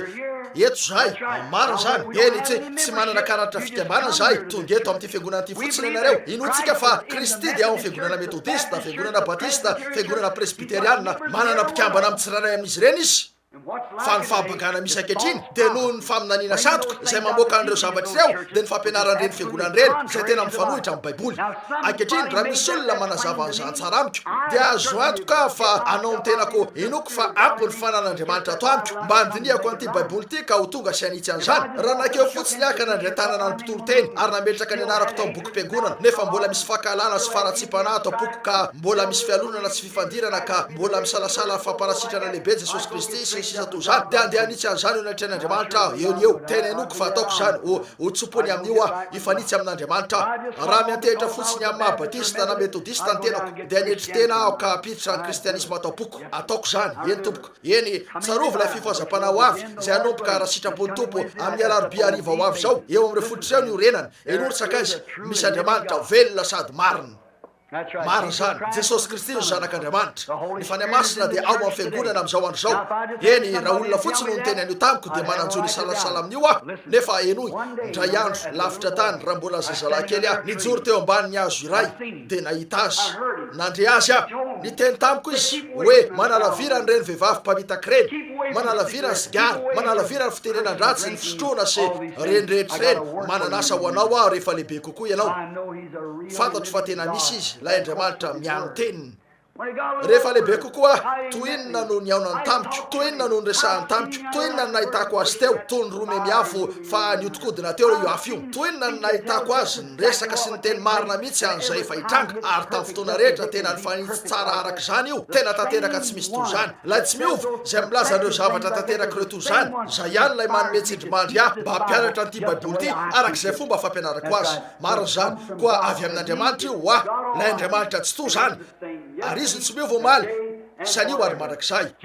Jesosy nilaza hoe nivoaka avy tamin'ny ray ary akany amin'ny ray fony tonga izy fony izy Andriamanitra tany anefitra dia azavana ny rehetra izy teo firy malala zany azavana ny rehetra izy teo andiafo dia tonga teto tany izy ary nilaza hoe nivoaka avy tamin'ny ray ary akany nivoaka avy tamin'Andriamanitra aho ary iverina amin'Andriamanitra taoriana fatesany nandevenana azy nitsanganany indray ka nifanena tamin'ny Paoly teo amin'ny lalany ho any Damaskosy dia inona izy azy mbola andiafo ihany eny tompoko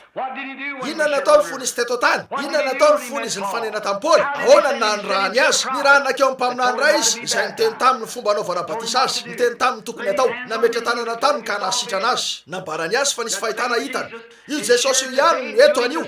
manao zavatra mitovy ary mbola lay andiafo ihany no mampianatra zavatra mitovy ka manamarina an'io amin'ny teniny sy amin'ireo famantarana sy fagagana faly tokoa fa kristianina tsy hitako izay atao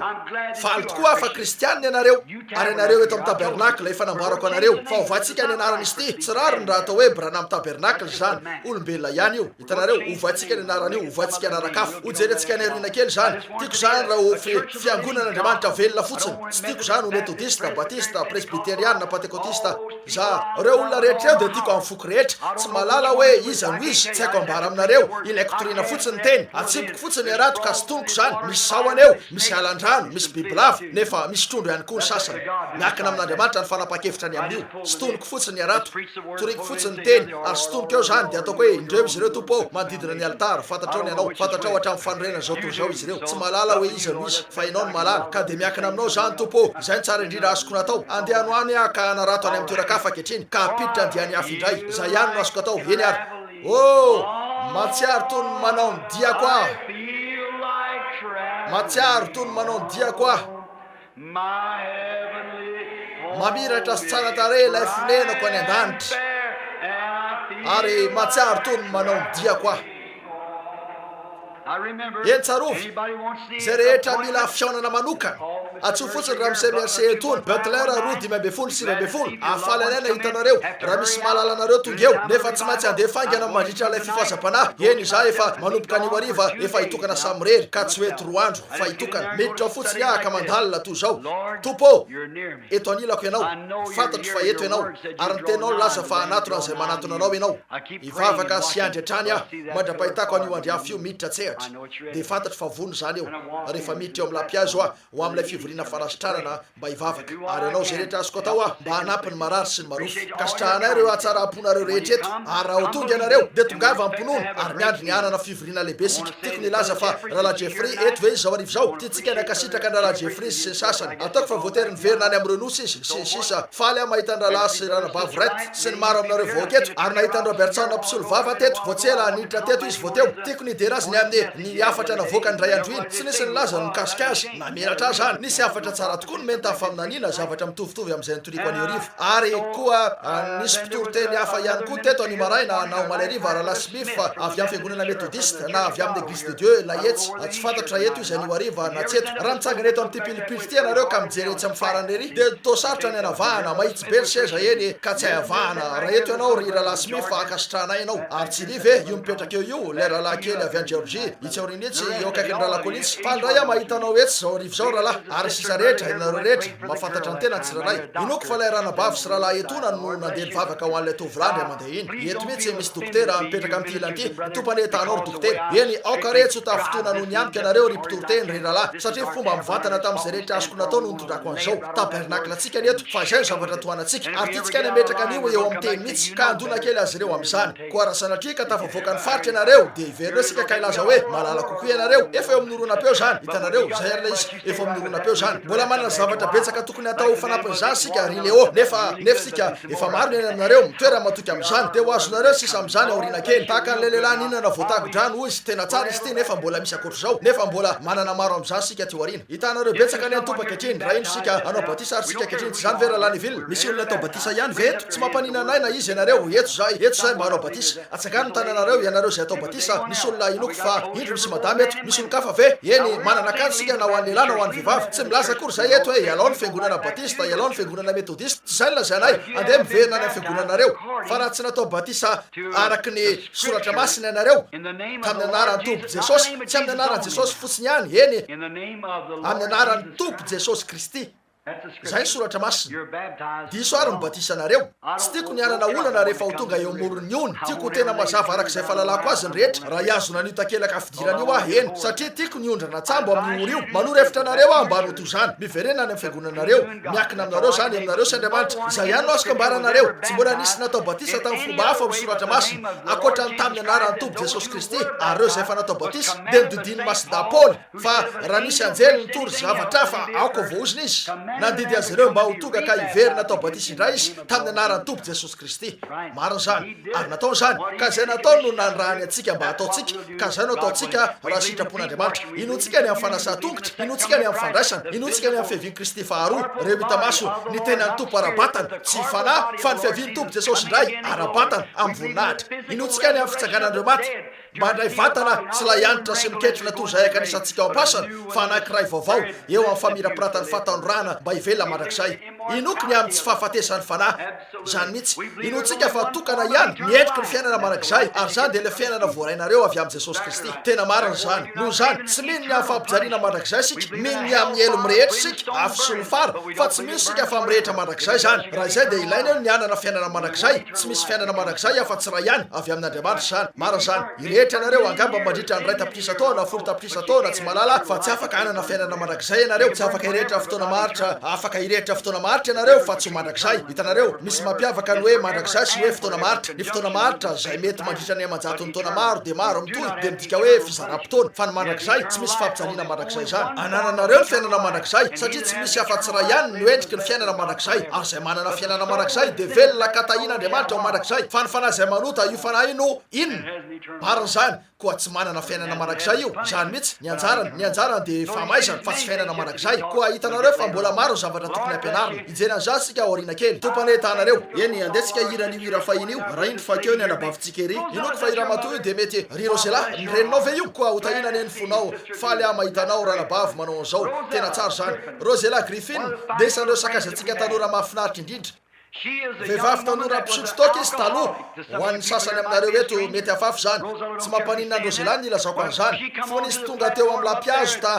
tam'izay tany amin'ny andiana tany raha efa nahita vorodamby ianareo de isan'ny reny izy io mpisotro toka tena zadra raha fa dokotera malaza efatra atao Chicago no nilaza azo reo fitsabonan'ireo mpisotro toka sy reo hafa ihany koa de fanadao azy fandray ariva rehefa tonga teo amin'ny fivorina izy de nampiariary ny fiainany fany masina ka nambarany azy teny eo vitatreo zany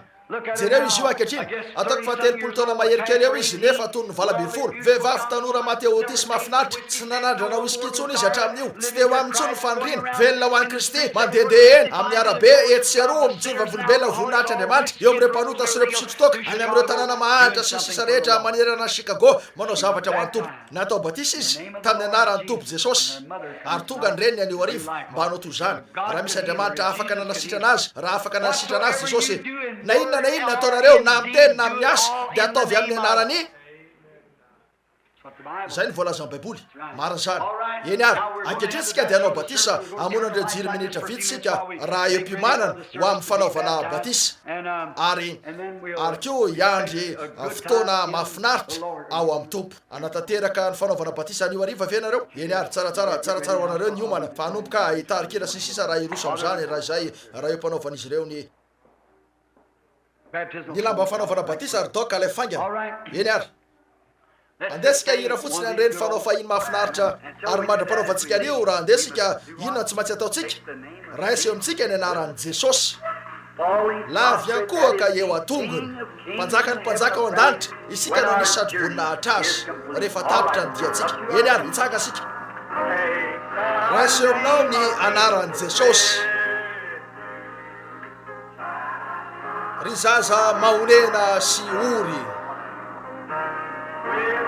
fanomeanao fifaliana sy toko zany. Lazaiko anareo zavatra ataotsika. Mitodia reso tanana ny olo-kafa eto laza hoe manahoana ianao rahalahy, tena faly afa miara-mivory aminao eto. Anarana sarobidy, mamre sy fifaliany lanitra. Anarana sarobidy, anarana sarobidy.